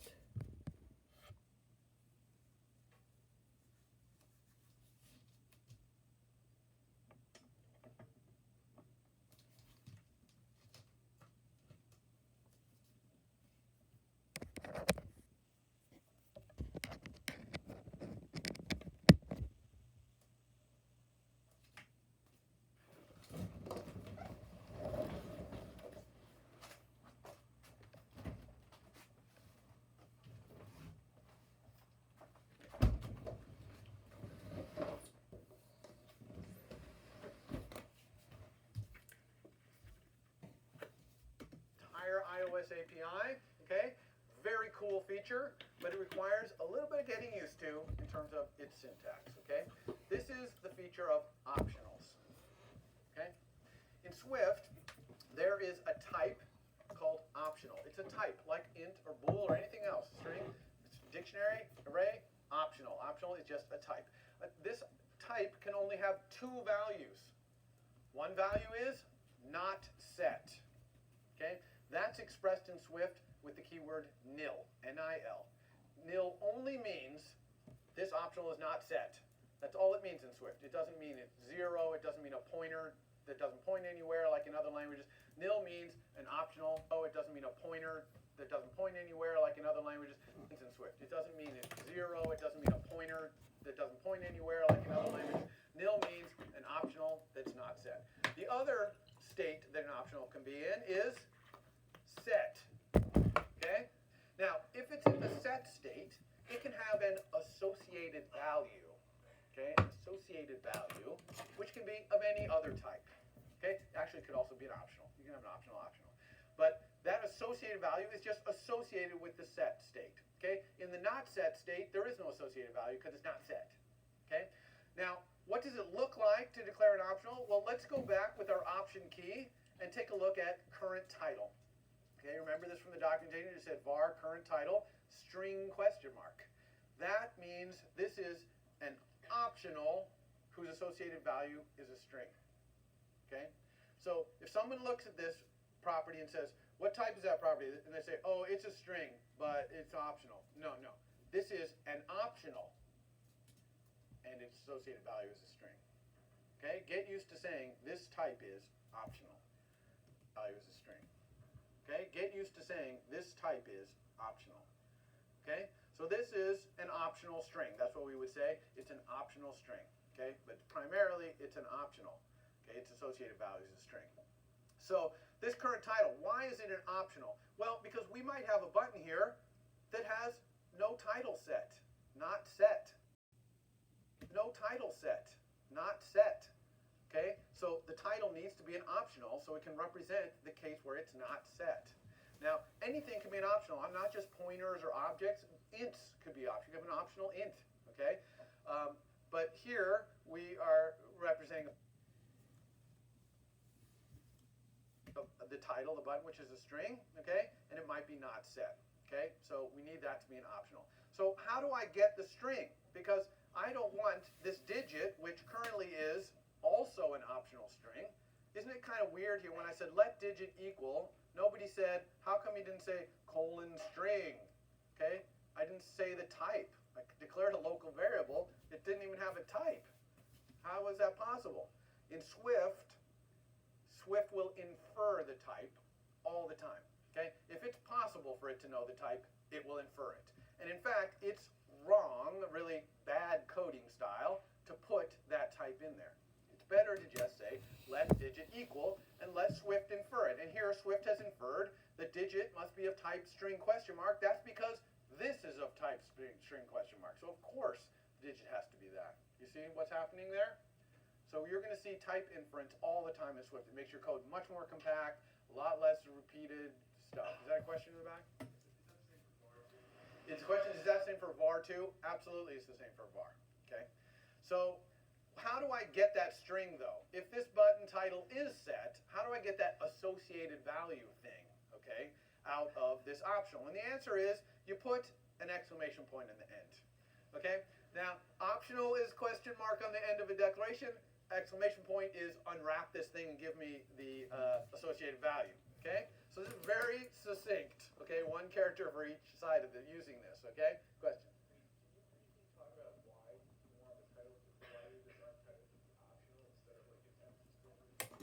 Okay, so the question is, why does Swift have this optional thing instead of just doing empty string to mean a button without a title? Or maybe for an int, -1, I don't know, or for a pointer, 0 memory address or something like that. The main reason for that is, for example, pointers to objects in Swift, you don't see the memory address. So you couldn't have it be 0, okay? That's hidden from you. So there'd be no way to do it. For an int, if you wanted an optional int, is it -1 or 0? Max int? What is it? They don't know what it is. So Swift is trying to be consistent across all things, ints, pointers to object, whatever, to make sure that we can tell which ones are not set. Okay, so that's the thought behind it. It's really great, actually. Once you get used to it, it's fantastic. All right, so we unwrap it with this exclamation point. Now, what would happen if that current title value was not set, and this exclamation point tried to pull out the associated value? What do you think would happen? Error. Yeah, bad error. It would crash my app. Okay, so exclamation point crashes your app if you try to unwrap an optional that's in the not set state. Okay, if it's nil. Never use an exclamation point. That's so easy to crash my app. Okay? And the answer to that is yes, it is. But sometimes crashing your app is a good thing. It helps you find a bug. Okay? Because something that you expect to be set by a certain point isn't, and it crashes your app, and you find it before it goes out to your customer, and some unexpected thing is happening because something's not set. Now, I'm going to show you a little later how you can unwrap the optional and get the associated value without crashing. Basically, test to see if it's set and do it. Okay? So I'll show you that in a little bit. All right, so we unwrap this optional. We're going to crash if it's not set. That's fine. And so now, notice when I do the option click on digit, what's the type? String. Not string, not optional string. String. That's good because we unwrapped it. So now when we run, instead of saying touched optional 6-digit down there, it's going to say touch the 6-digit. Touch 2, touch 4, 8, 9. Okay? Got it?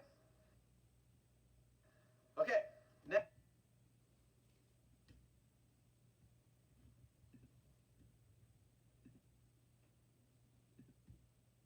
Now, this is going good, but we don't really want this to be printing out in the console. We want our calculator to have a display, and we want the digits we type to go in the display, right? So let's go do that. Let's add a display.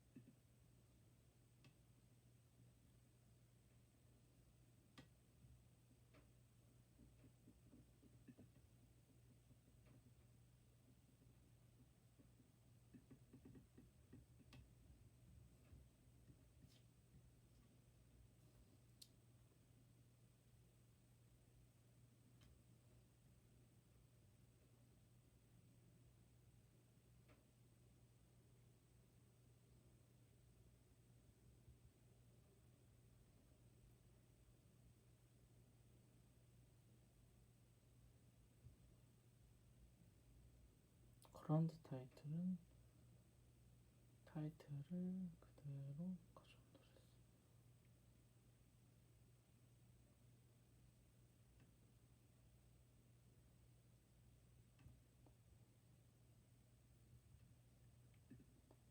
to our user interface here. We're going to put it at the top. Okay, I'm talking about this thing right up here, some different colors, but kind of like that.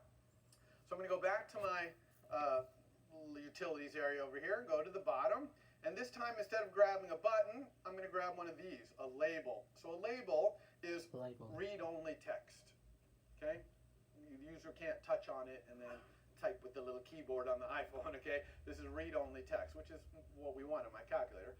So I'm going to bring it over here, bring it out. Again, same way as before, I can resize it. I can change what's in there. I can change the font over here. Let's make this one really big. How about 40 point? I can even make it right aligned. You know how in calculators, usually the text is on the right, so there's an alignment thing for the label here, so we'll do that. Maybe I want to change the background color for this one too. How about blue? Okay, there's blue. I don't really like black on blue. Here's a color of the text. We'll go white on blue. Okay, so I can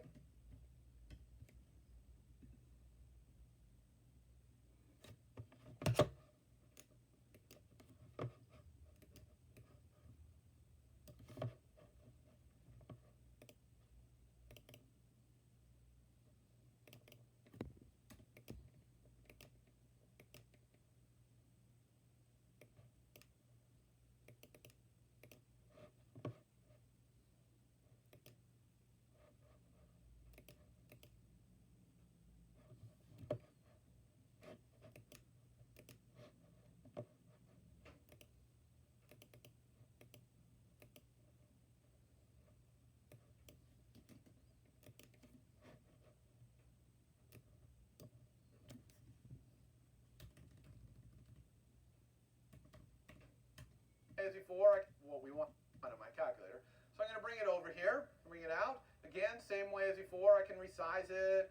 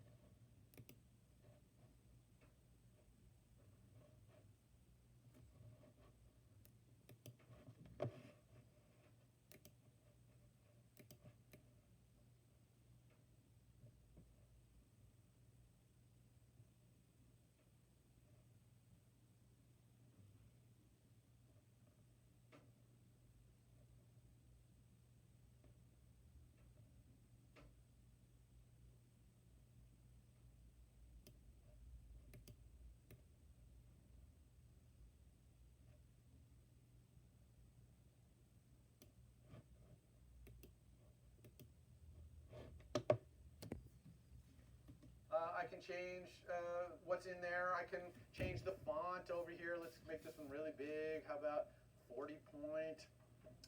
I can even make it right aligned. You know how in calculators, usually the text is on the right, so there's an alignment thing for the label here, so we'll do that. Maybe I want to change the background color for this one too. How about blue? Okay, there's blue. I don't really like black on blue. Here's a color of the text. We'll go white on blue. Okay, so I can basically set it however I want. Okay, I've got this UI. I could use the blue lines, by the way, to line it up nicely here. But again, not so important because I'm going to do the flexible UI thing on Wednesday. But I could do it. All right, so now how about connecting this to our controller? This is a little different because this is not a case where the user is going to touch this thing and it's going to invoke a method. It's more the other way around. I want to talk to it. Okay, I want to put things in the display. So this is communication coming from the controller to the display instead of from a button to the controller. So we still connect them up in the same way using control and drag, okay, to put something into our controller. But this time, instead of action up here, we're going to do outlet. And what outlet means is, instead of creating a method, create a property, right? An instance variable. Just like current title is an instance variable or property, we're going to have a property here. And this property is going to point to this display for us so we can access it anytime we want. So I'm going to call this property display, not that, display. Okay, Luckily it got the type right here. It didn't say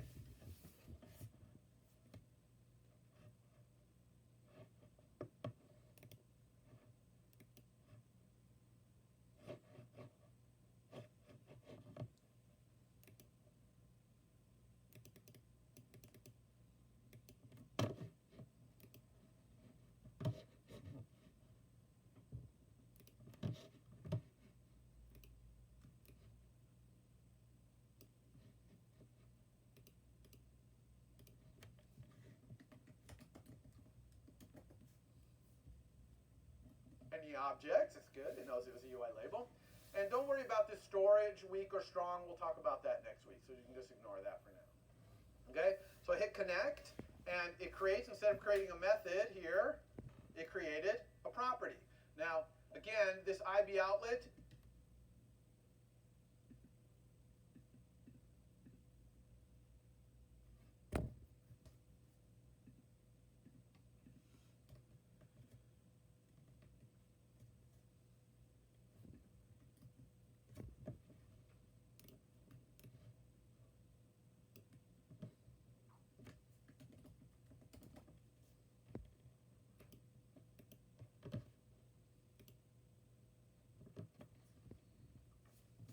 is just something the Xcode puts to put this little circle here.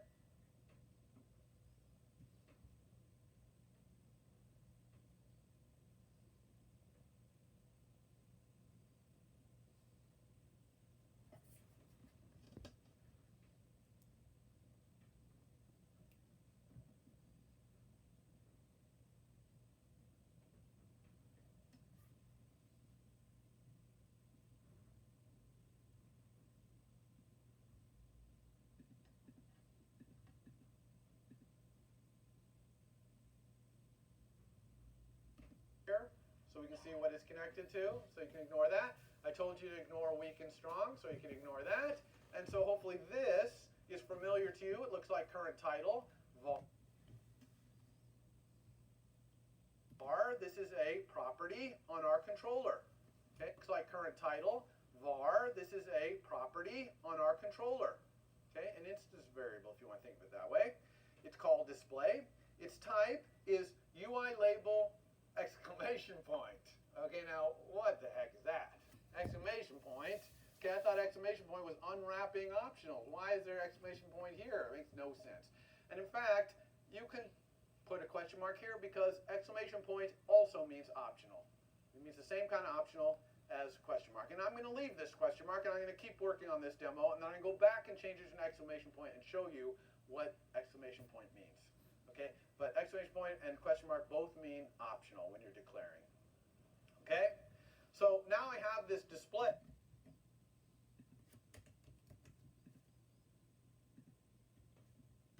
When numbers get touched here, I want to basically append these digits onto whatever's already in the display. Right? So let's go ahead and do that. We can get rid of this print to the console. We don't need to do that anymore. So let's go ahead and do that. We can get rid of this print to the console. We don't need to do that anymore. So I'm going to create another local variable, which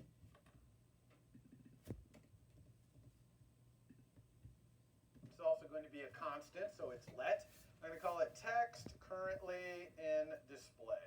Okay. So it's let. I'm going to call it text currently in display. Okay. So I want to get the text that's that's in this display currently. So I'm going to send a message to display here. The text currently in display. Okay. So I want to get the text that's that's in this display currently. So I'm going to send a message to display here, right? Display. And the message, we can look it up in the documentation, but the message I want to send is text, okay? That gives me the text in a display. This is a UI label method. But this is giving me an error, okay?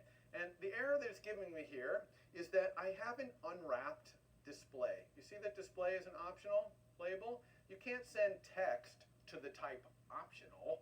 Okay? Optional doesn't understand the message text. UI label does.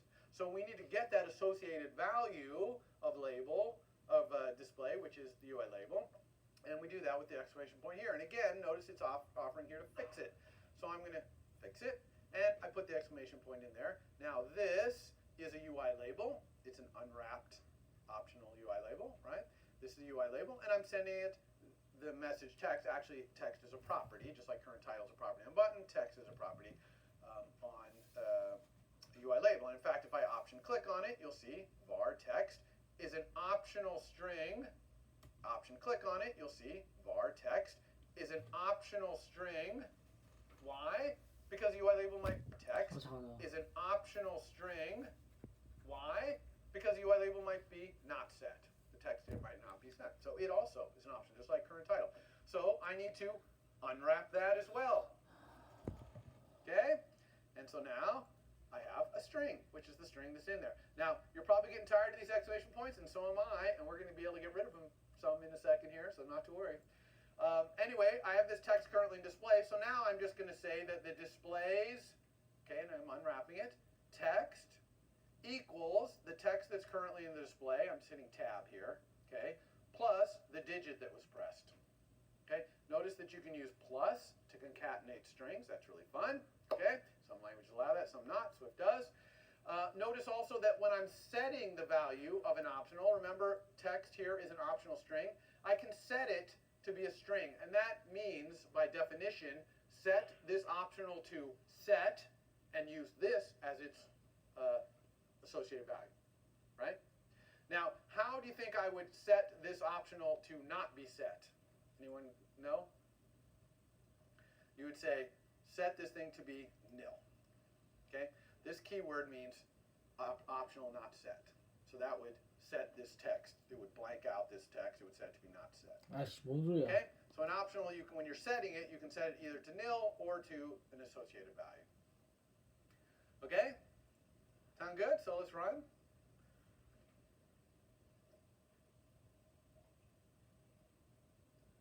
All right, so hopefully when we press these buttons, it's going to append it onto the end here. So let's try 5. It did it. 8, 9. Although I'm not really a fan of 0 at the beginning there. Okay, that 0 is not really how a calculator would work. Okay, when I press that 5, I'm essentially typing a new number. It would get rid of the 0. So we really need a way to keep track of whether we're in the middle of typing a number or not. Because if we're in the middle of typing a number, we do the append thing. But if we're not in the middle of typing a number, then we just replace whatever's in that display, right? So I'm going to add a new var, okay, a new instance variable.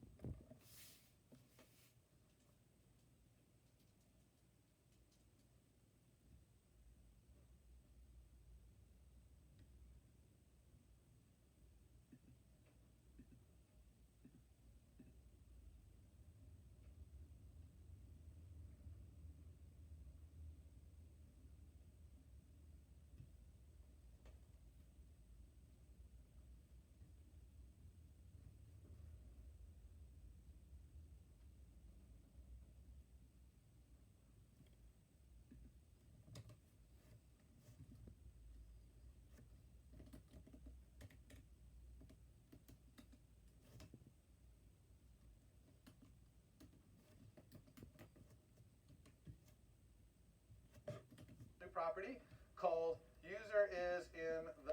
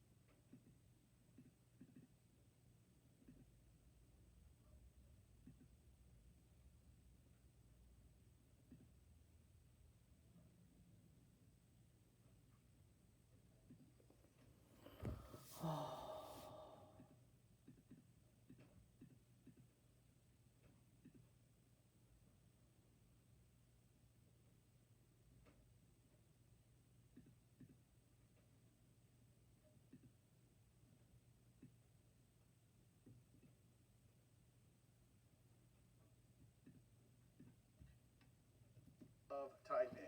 Okay? Now you laugh because that seems like a lot of typing, but I will never have to type that again. Okay? Now you laugh, user is in the middle of typing. Okay? Now you laugh because that seems like a lot of typing, but I will never have to type that again. Okay? Because Xcode is always going to escape complete things for me.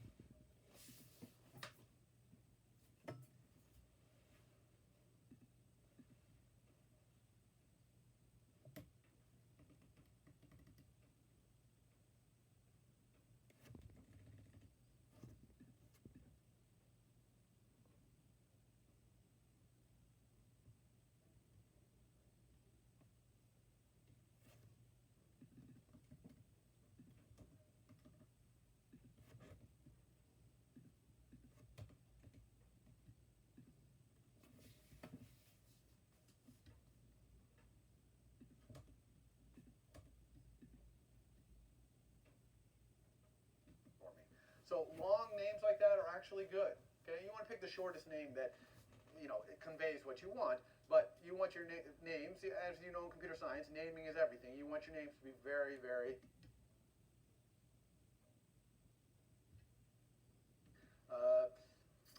very good for the reader to understand what's going on, okay? Now, this user is in the middle of typing is a bool, okay? So I'm giving it its type, bool. It's not an optional bool, it's just a bool, so no question mark here. Okay, it's either true or false. I'm either in the middle of typing or I'm not. Now, as soon as I put that in there, I got an error. You see that error up there? What? That's not fair. I didn't do anything up there. What is that? Let's click it. Class view controller has no initializers. Okay, now you're doing your homework and you're like, what the? That has nothing to do with what I just did. I just typed a var here. What does that mean? Okay, well, the reason you're getting that error is because in Swift, all properties, every single one, have to have an initial value. You are not allowed to have any properties that don't have an initial value. Okay? So how do we give this thing an initial value? Well, there's two ways. One, we create an initializer. That's why you're getting this warning. Now, I'm not going to talk about initializers till next week, so we can't do that because I'm not going to talk about it yet. Okay? What's the other way that we can do it? We can just say equals false. Okay? So we just initialize that, and the red error goes away. Woohoo, we're winning. And I know some of you are saying,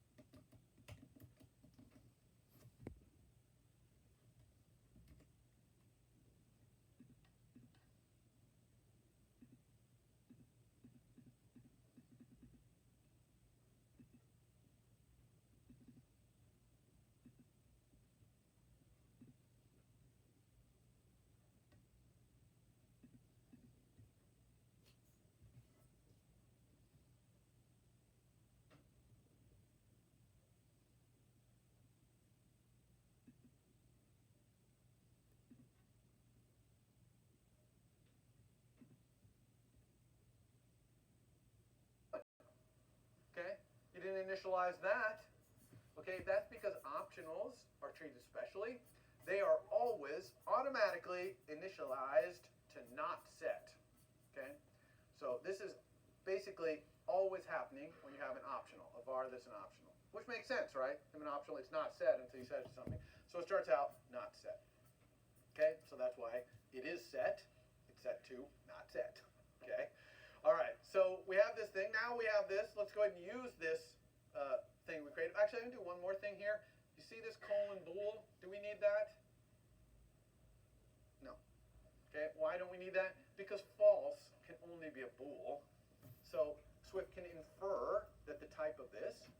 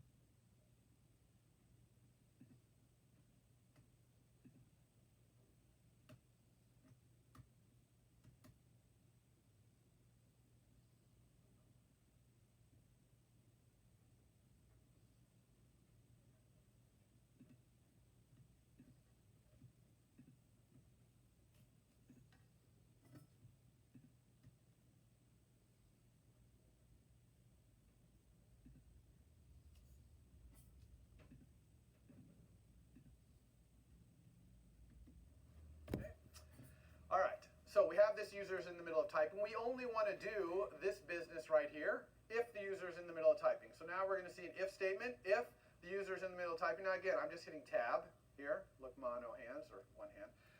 If the user is in the middle of typing, then we're going to do this thing. Okay. If the user is not in the middle of typing, then we're going to set the display's text equal to the digit we just typed. Okay, the 5 or whatever. We're going to replace what's in the display. And of course, in either case, the user is definitely now in the middle of typing. Okay, because you just touched a digit, we're clearly in the middle of typing. Now, I'm getting pretty tired of typing display exclamation point all the time. Okay, all the time typing display exclamation point, when in fact I know that that display is pretty much always set. Okay, the only time that this is not set is for a nanosecond when this starts to come on screen before iOS has a chance to wire it up to this UI label. But once it's wired up, it's set forever. And certainly by the time users are touching on digits, the UI is completely on screen and wired up, and so I know that's never going to be nil. Never, okay, in this code. So why am I forced to type display exclamation point over and over, okay? And the answer is you don't have to, because we're going to go back and change this question mark to be exclamation point. Basically, if you put the exclamation point where you declare it, it says that anyone can use this thing and it'll implicitly unwrap it. Okay, it'll automatically unwrap it. Now, it's still unwrapping it, so if that was nil, it would still crash. Okay, but it allows me to get rid of all of these exclamation points.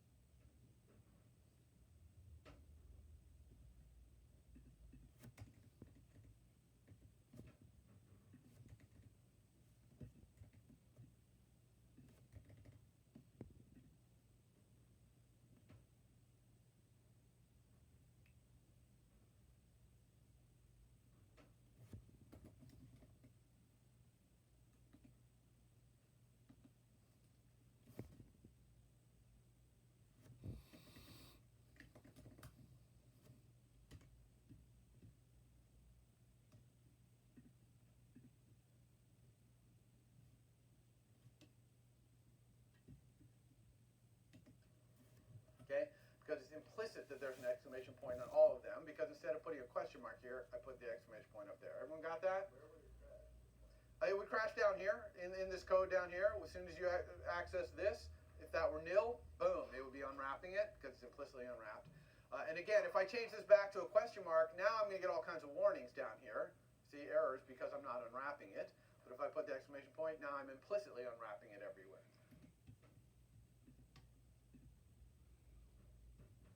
Okay, that's called an implicitly unwrapped optional. Very important, makes your code much nicer and easier to read.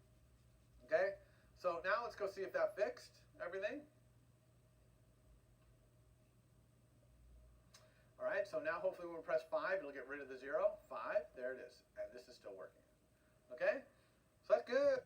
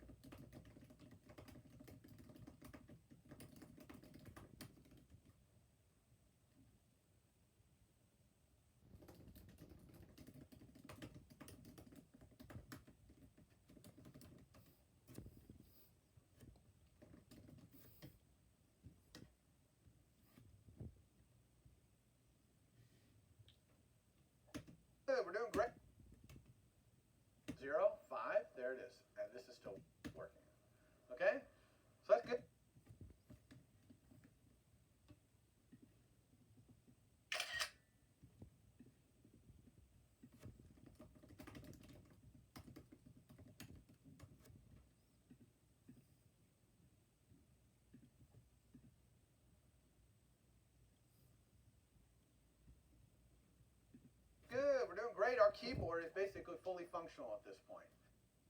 So now we want to add an operation. Now, because of our technical thing, we're running out of time, but I have 30 minutes left. I'm going to add the pi button. Okay, pi is a very simple operation. It's just going to put pi in the display. So let's do that. I'm going to do that by taking the 7 button and copying and pasting it. That's a really bad idea, as you'll see in a moment. But I'm just going to do that and call it pi. Okay. Now, of course, pi is not a Well, digit pi button. 어디서 I'm just going to do that and call it pi. Really bad idea, as you'll see in a moment. But I'm just going to do that and call it pi. Okay. Now, of course, pi is not a digit button. It's an operation. So I'm going to control drag down here to create another action, a different action. This action is perform operation. Okay, because pi is an operation. I'm going to have all my operation buttons.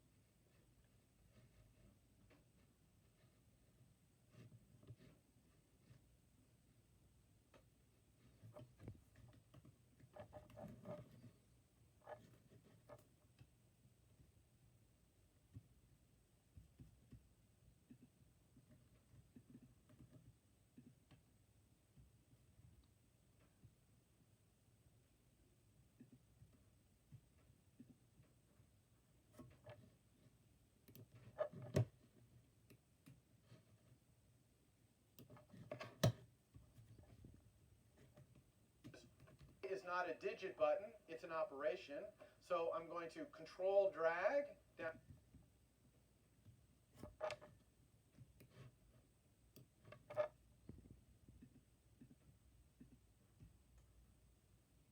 here to create another action, a different action. This action is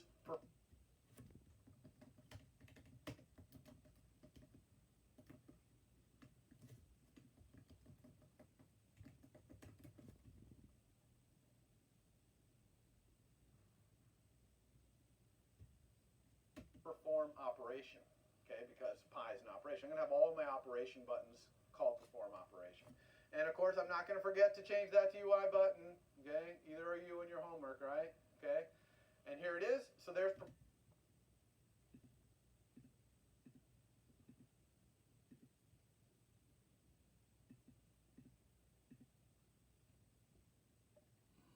아,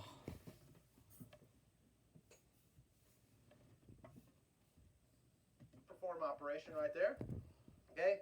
In perform operation, I'm going to do the exact same thing that I did at the beginning of touch digit, which is I'm going to ask the sender, which operation are you? So I'm going to let mathematical symbol equal the sender's current title. Now, of course, I want the string, so I could do the exclamation point, okay? But if this were blank, what if I just wanted to ignore that operation press, okay, instead of crashing? Okay, what if it was legal to have that be blank? Okay, I basically want to unwrap only if this is set. So the way you do that is you don't put the exclamation point there. Instead, you put if at the beginning. And what's nice about this is very little typing, but also look how it reads. What's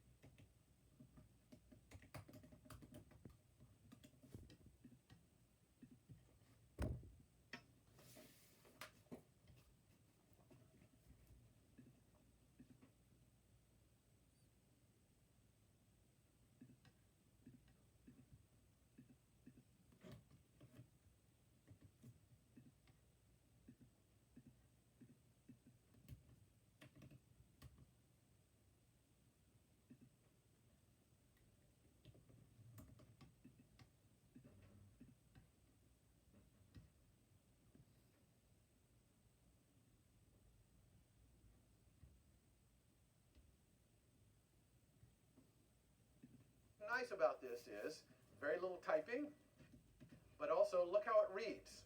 Okay? If I can let mathematical symbol equal the sender's current title, then I'm going to do something. Okay? So it reads just like English. It's a really nice way to unwrap. So inside this if, this will be a string. It'll be the associated value of current title. Outside of this if, it's not even defined. Mathematical symbol won't even be defined. Okay? Super simple.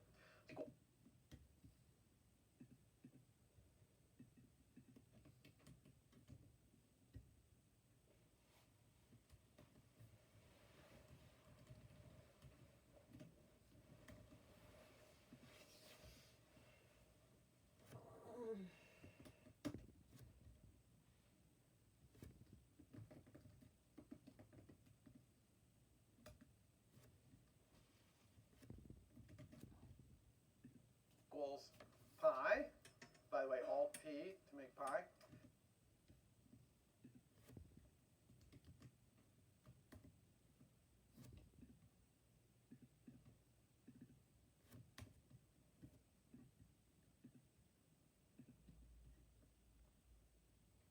Okay, then I can set my simple. So here I can just say if the mathematical symbol equals pi, by the way, Alt P to make pi, okay, then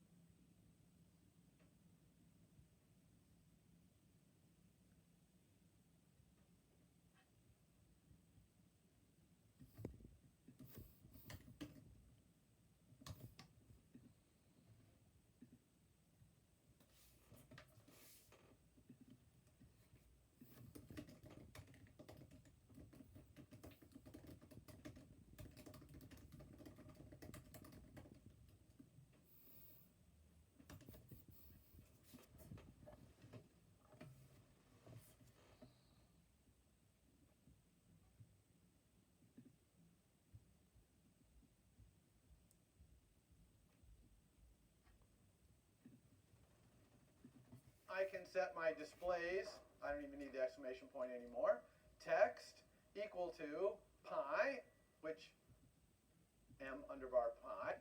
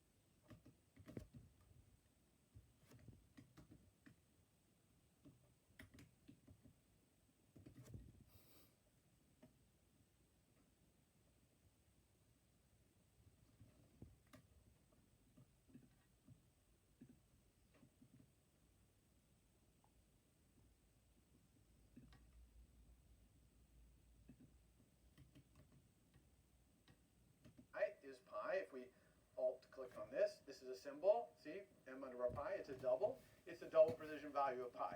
Now, we have an error here. Why do we have an error? Because it says it cannot assign a type double to something that is a string question mark. Right? We know that display text right here is a string question mark, so we can't do that. So how do we convert this double to a string? And the answer is we have to create a new string. Okay? And now you're going to see how to create new instances of objects.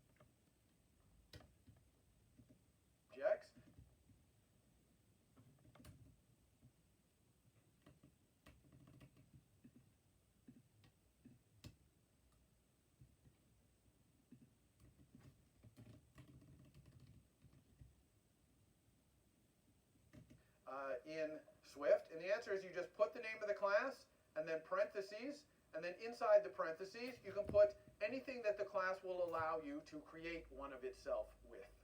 Okay? And you can have multiple of these. These are the initializers referred to earlier. And string happens to be able to take a double as one of the things that it knows how to create a new string.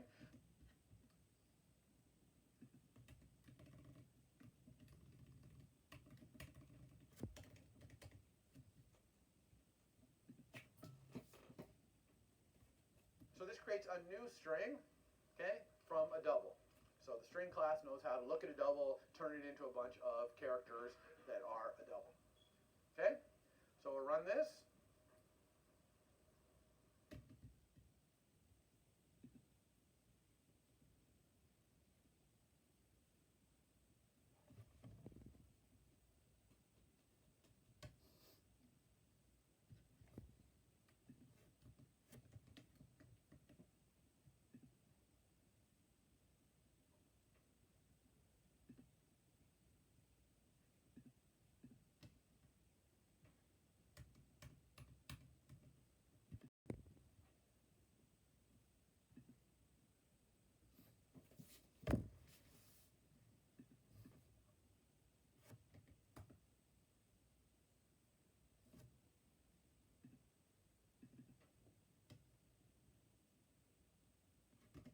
Okay? So this creates a new string, okay, from a double. So the string class knows how to look at a double, run this.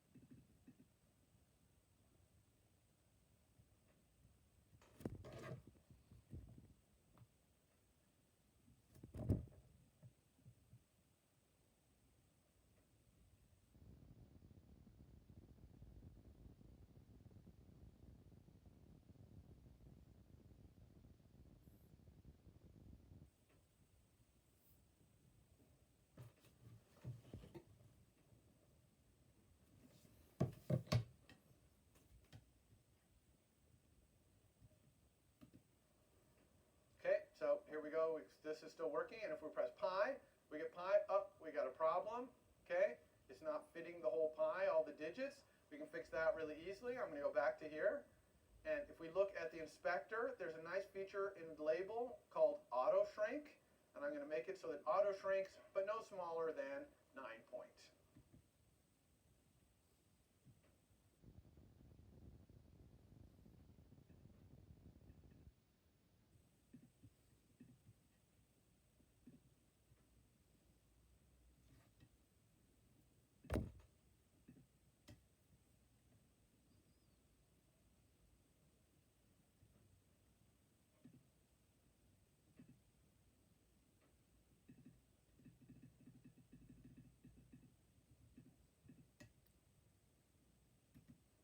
Okay?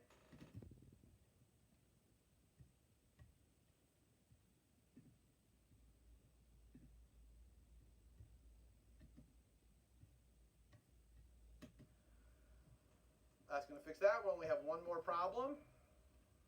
Okay, so this is working.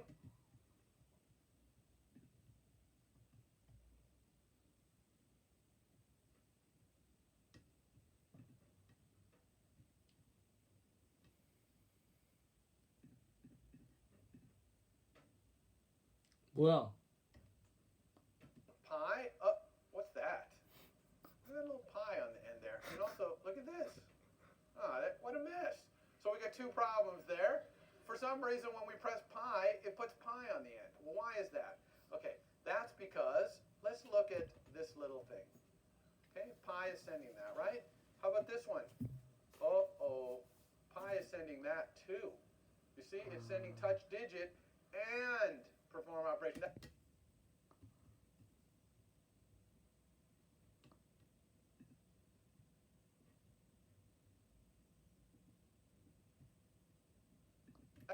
That's because I copied and pasted the 7, which sent touch digit, and then I added this one. Okay, now how do we fix that? You fix that by right-clicking on the button. If you right-click on anything in your UI, you'll see all the connections that it has. Very important to understand right-click, okay? So you right-click, and you can see it only has 2 connections here. It's connected to touch digit and to perform operation. So I'm just going to get rid of the touch digit by clicking this.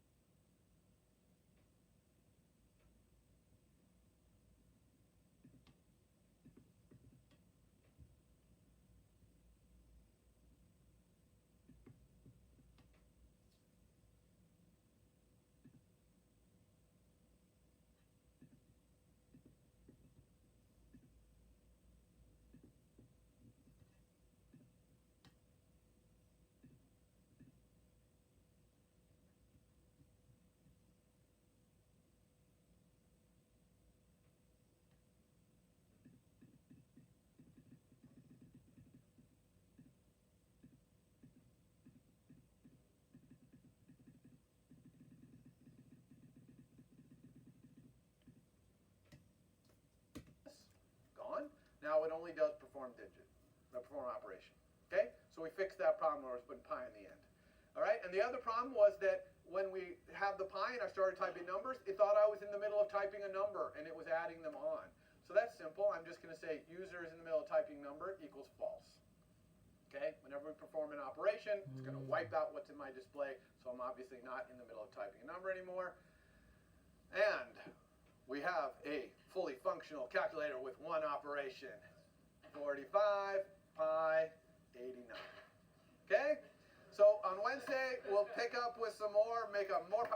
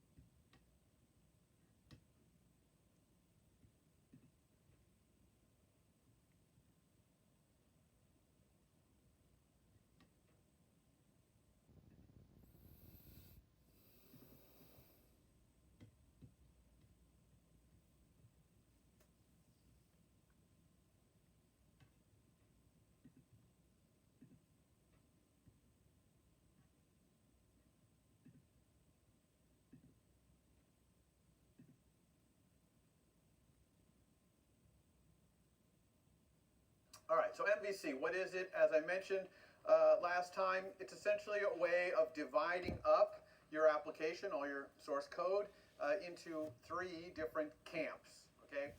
The three camps pictured here are the model camp. The model camp is what your application does, okay? Nothing about how it's drawn on screen or anything like that, okay? It's not how it's displayed, it's just what it is. So for a calculator app, what it is, it's a calculator, so the model is probably going to be the part that does calculating, okay? Next piece is the controller. The controller is how your model is displayed on screen, okay? It's kind of the how. This is basically all your UI logic on screen. The controller is how your model is displayed on screen, okay? It's kind of the how. This is basically all your UI logic that goes into your controller. Right? And the view you can think of as your controller's minions, okay? The things that the controller is going to use to put things on screen. So that's buttons and labels and tables and all those kind of things that the controller needs to display what's in the model and to get input from the user to update the model as well. Okay, so those are the three camps.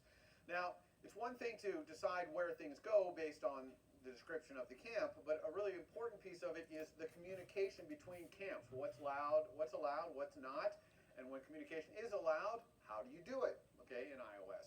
How is that communication facilitated?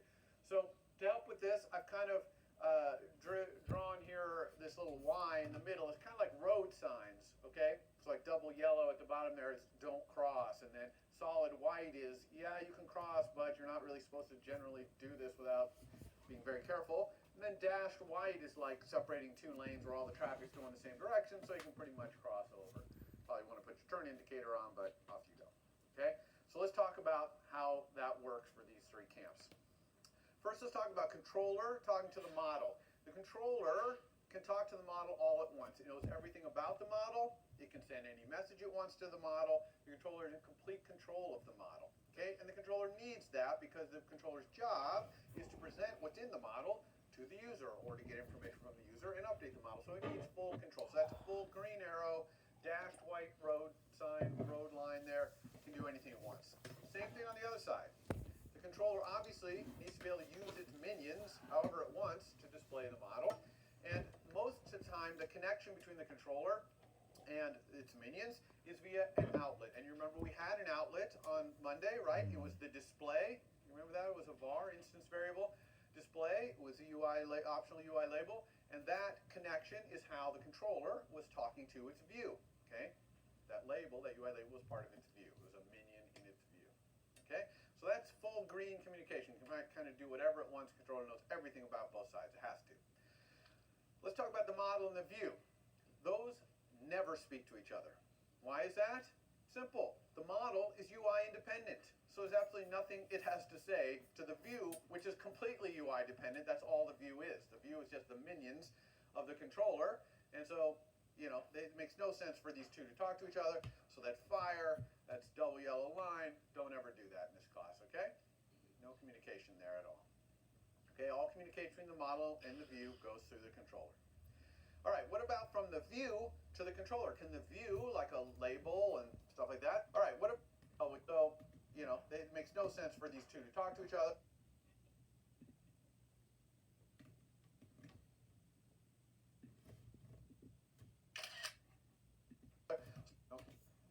All right, what about from the view to the controller? Can the view, like a label and stuff like that, talk to its controller? Well, yes and no. The problem with the view is all the minions in there are generic objects like UI button or UI label. Those were written by Apple years ago.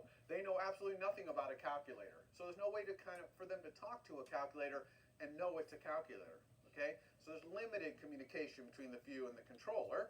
But of course the view needs to talk to the controller because it's the controller's minions and things happen in the UI and needs to tell the controller what's going on. So the kind of communication we have there has to be blind and structured. Blind meaning the objects in the view don't know what class they're talking to, okay? Because view buttons don't know anything about calculator view controllers. And it's structured because since there is no knowledge of the objects on either end, they have to communicate in a well-defined, predefined way, okay? So let's talk about some of those structured ways that the view minions talk to to the controller. One of them, you learned last time, is target action. Okay, so target action is very simple. The controller hangs a target on itself by defining a method with @IB_action on it.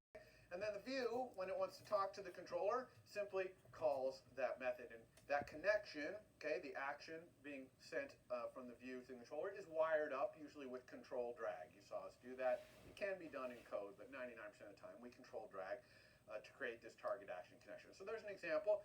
Very simple communication between a minion in the view, like a UI button, and the controller via the method. Okay? Simple one. All right.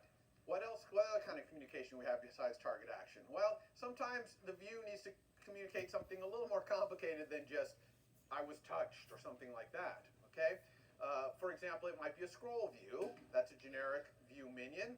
And it might need to tell the controller, hey, this guy just started scrolling. Okay? Or the person zoomed into this zoom scale, right? So it wants to notify the controller, because the controller might need to know that and react to that, okay? Maybe it affects the model when you zoom in or out.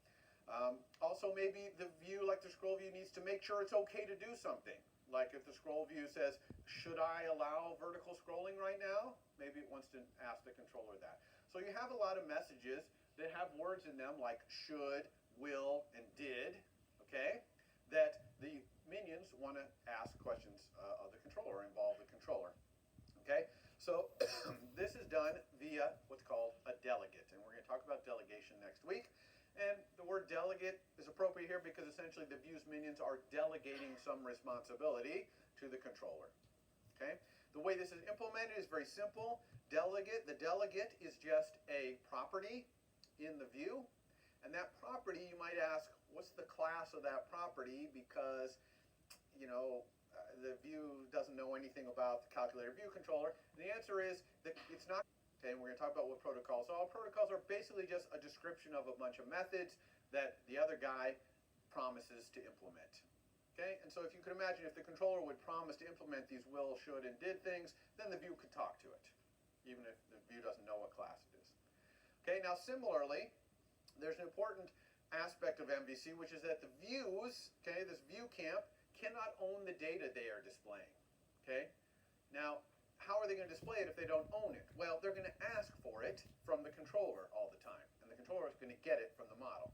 Okay, so that's another kind of protocol, but instead of will, did, and should, you've got messages in that protocol like give me the data at this location, and how many pieces of data are there, okay? Things that are asking about the data, so the view can figure out what's going on and display it, okay? And that's also done with delegation, although we call that delegate the data source. Okay, so there'll be another property on some views called the data source, which is this protocol-based pointer basically to another object, and the controller sets itself as that so that it can get involved in providing the data for the view. Okay, so those are the ways that the view can communicate to the controller. You can see they're all predefined, well-defined. So as that.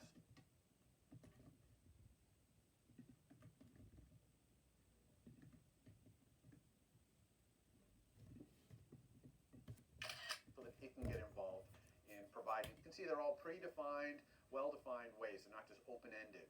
Okay.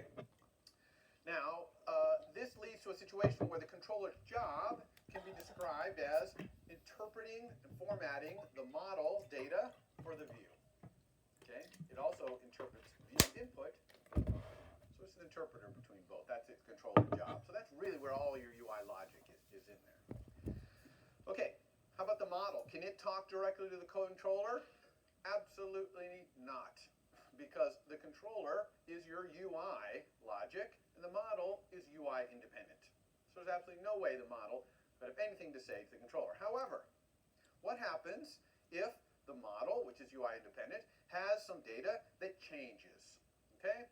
So it's maybe the model is representing data on a network, and someone is changing something on the network, and it's changing. How does the model let the controller know? Well, to do this, we use what we call a radio station model. Okay? So the radio station is just a thing that the model can set up its own radio station, and it broadcasts on that radio station whenever anything interesting happens. Okay? And then the controller just tunes in to that station. So the model is not really talking to the controller, it's just talking to anyone who wants to know what's going on in the model. Now, all of that communication on that radio station, since it's done by the model, has nothing to do with UI. It's about the data in the model. I have new data, my data changed, those kind of messages are going out on this radio station, okay? Now, other model in the controller, and some have asked, hey, can I just create a view that tunes into the model directly and short circuit the controller? And the answer is no, you don't want to do it that way.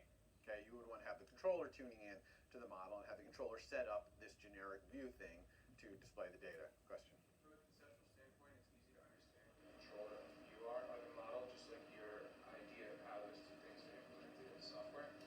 So the question is, so it's easy to understand what the controller and view are. They're displaying the UI. The model, it's less easy to kind of conceptualize what that is. So what is the model? Really, the model, it takes a little more design, but to design the model, you have to think about what is it my app does fundamentally, independent of how it would be displayed. Like imagine I wanted a calculator and it had a command line interface where I could type 5 times 3 equals, and it would work. Okay, well, that's a user interface, but the calculation, the actual multiplication and stuff, that would be in the model. So the model is more about trying to understand what it is your application does, not how it's displayed. That's the separation that we have to do in this design. So it's kind of like an algorithmic. Yeah, it's more the algorithms, the data, the databases and stuff like that are more in the model. And you'll see it by experience. We'll do it with the calculator today, and you'll get an example of how that plays out. Okay, now, this all only builds one MVC. Okay, one MVC generally, an iOS controls one iPhone screen. Or maybe on an iPad, it's 2 pieces or 3 different pieces on the iPad screen. In other words, this is only controlling a little part of your app. To build a real app, we have to take these MVCs, make a whole bunch of them, and combine them. Okay, that's how we make a big app.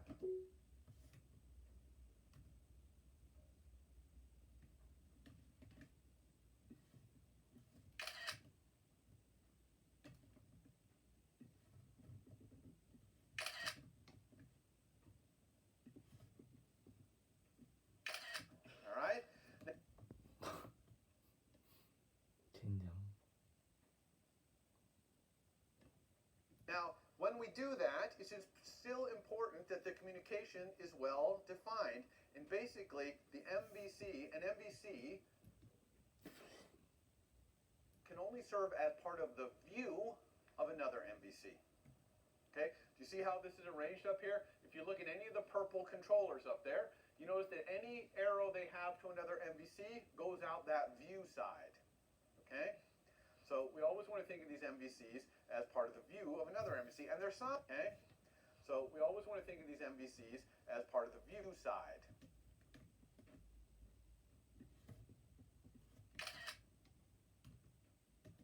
Okay? So we always want to think of these MVCs as part of the view of another MVC. And there's some MVCs like tab bar controller, that's an MVC that's provided to iOS, where you might have 3 or 4 other MVCs as part of its view. And those are the things when you press on the tabs at the bottom, you see a different MVC, right?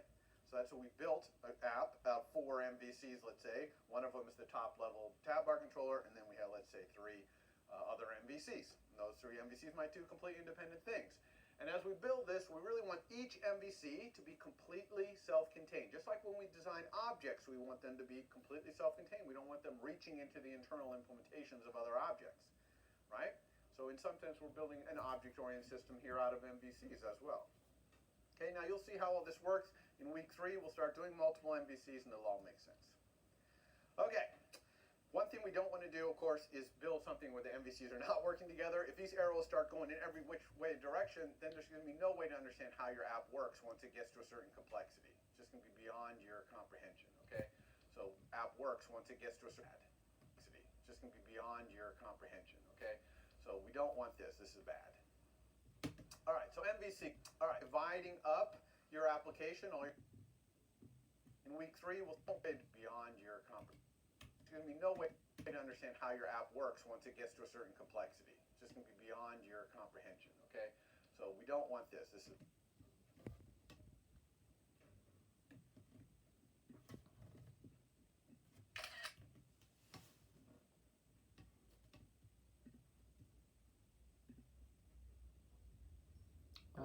just going to pick up right where we left off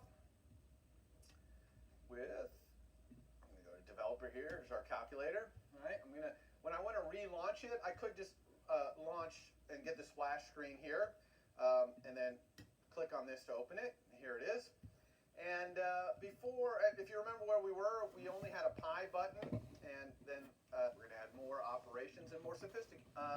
So now we want to add more buttons. That's what we're going to do. We're going to add more operations and more sophisticated operations like multiply and things like that. Before I do that, I want to talk a little bit about a feature in Swift that can really make your code read a lot better. You notice here that we have this type conversion, string mpi, right?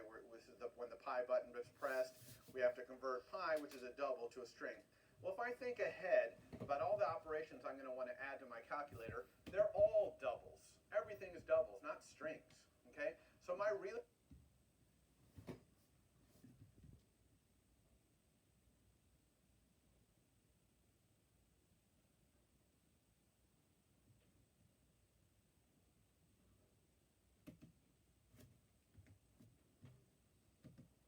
going to have for all these operations all kinds of converting back and forth between strings and doubles as I try to put the result into the display or get the number out of the display.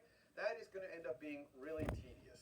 Okay, and it's going to make my code kind of a mess. Lots of type conversions back and forth. Wouldn't it be cool if I had a var called display value, which was a double, and this var automatically tracked what was in that display? In other words, if I ever got the value of this, it would be the value in that display. In other words, if I ever got the value of this, it would be the value in the display as a double. And if I ever set the value of this, it would set the display. Wouldn't that be cool? Right? That would make all the rest of my code a lot easier because I'd be all in double land and not having to be doing this string conversion. And the answer is we can absolutely do that kind of var, a var that tracks something else. Okay, this var, user is in the middle of typing, is just stored. That true false value is stored somewhere.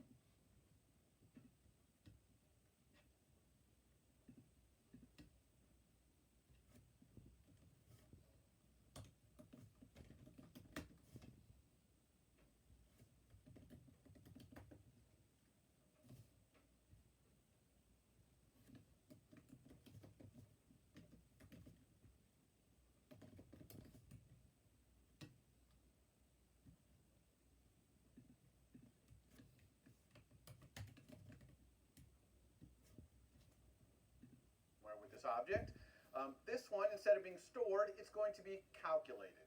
Okay? And we call this a computed property. And we do it just by putting curly braces after it. Okay? And inside these curly braces, we're going to put some code to calculate the value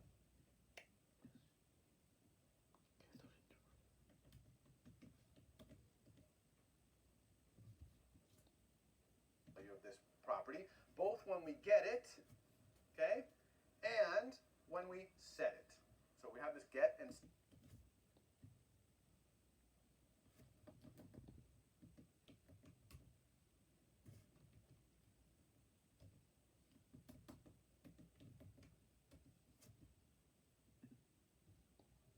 set keywords here, and inside here we just put code to get the value of display value, and set is the code that gets executed when someone tries to set the value of this var. Okay, super simple. So what's the implementation of this? Really easy. When someone tries to get the display value, I'm just going to return the display's text, okay, unwrap.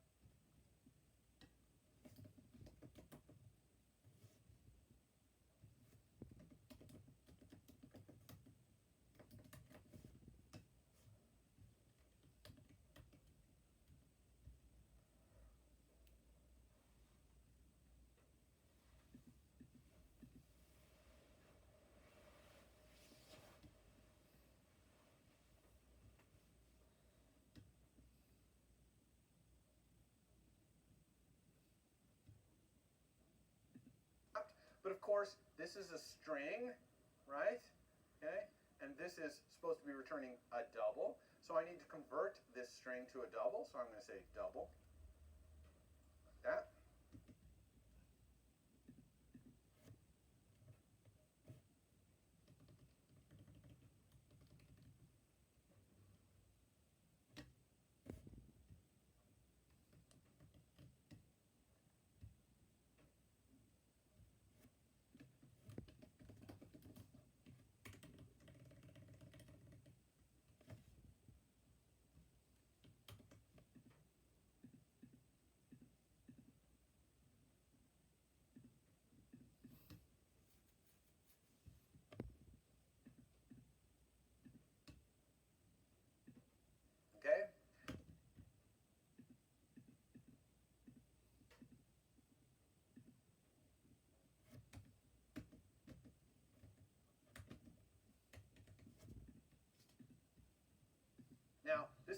not going to work.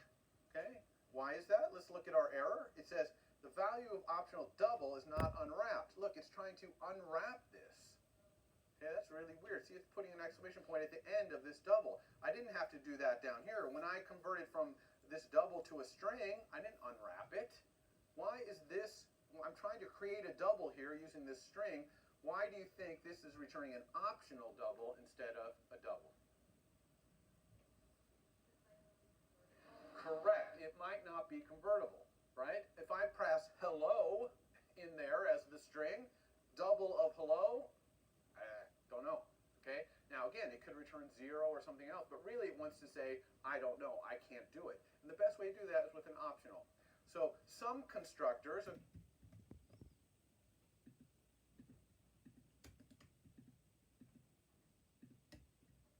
okay, some of these initializers for various classes can return optional versions of the thing in the case where they can't necessarily create one for you. Okay, so that's really kind of awesome. So let's go ahead and unwrap that. Okay, now this is, again, this would crash if we ever put hello in here. It's going to crash. So we're kind of designing our code assuming this is always going to have a number.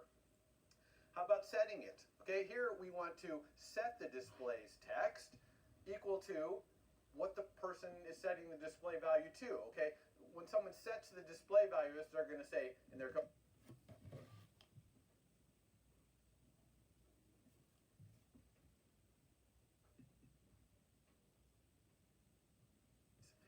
Now, the thing about this now is I'm about to go add a whole bunch more operations here.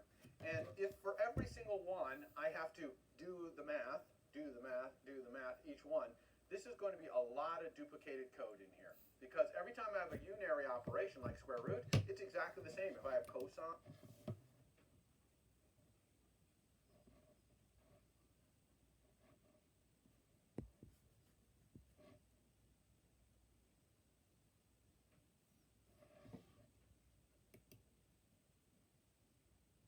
I want to add more operations now, but I have to be careful here because this code really does not belong in my controller.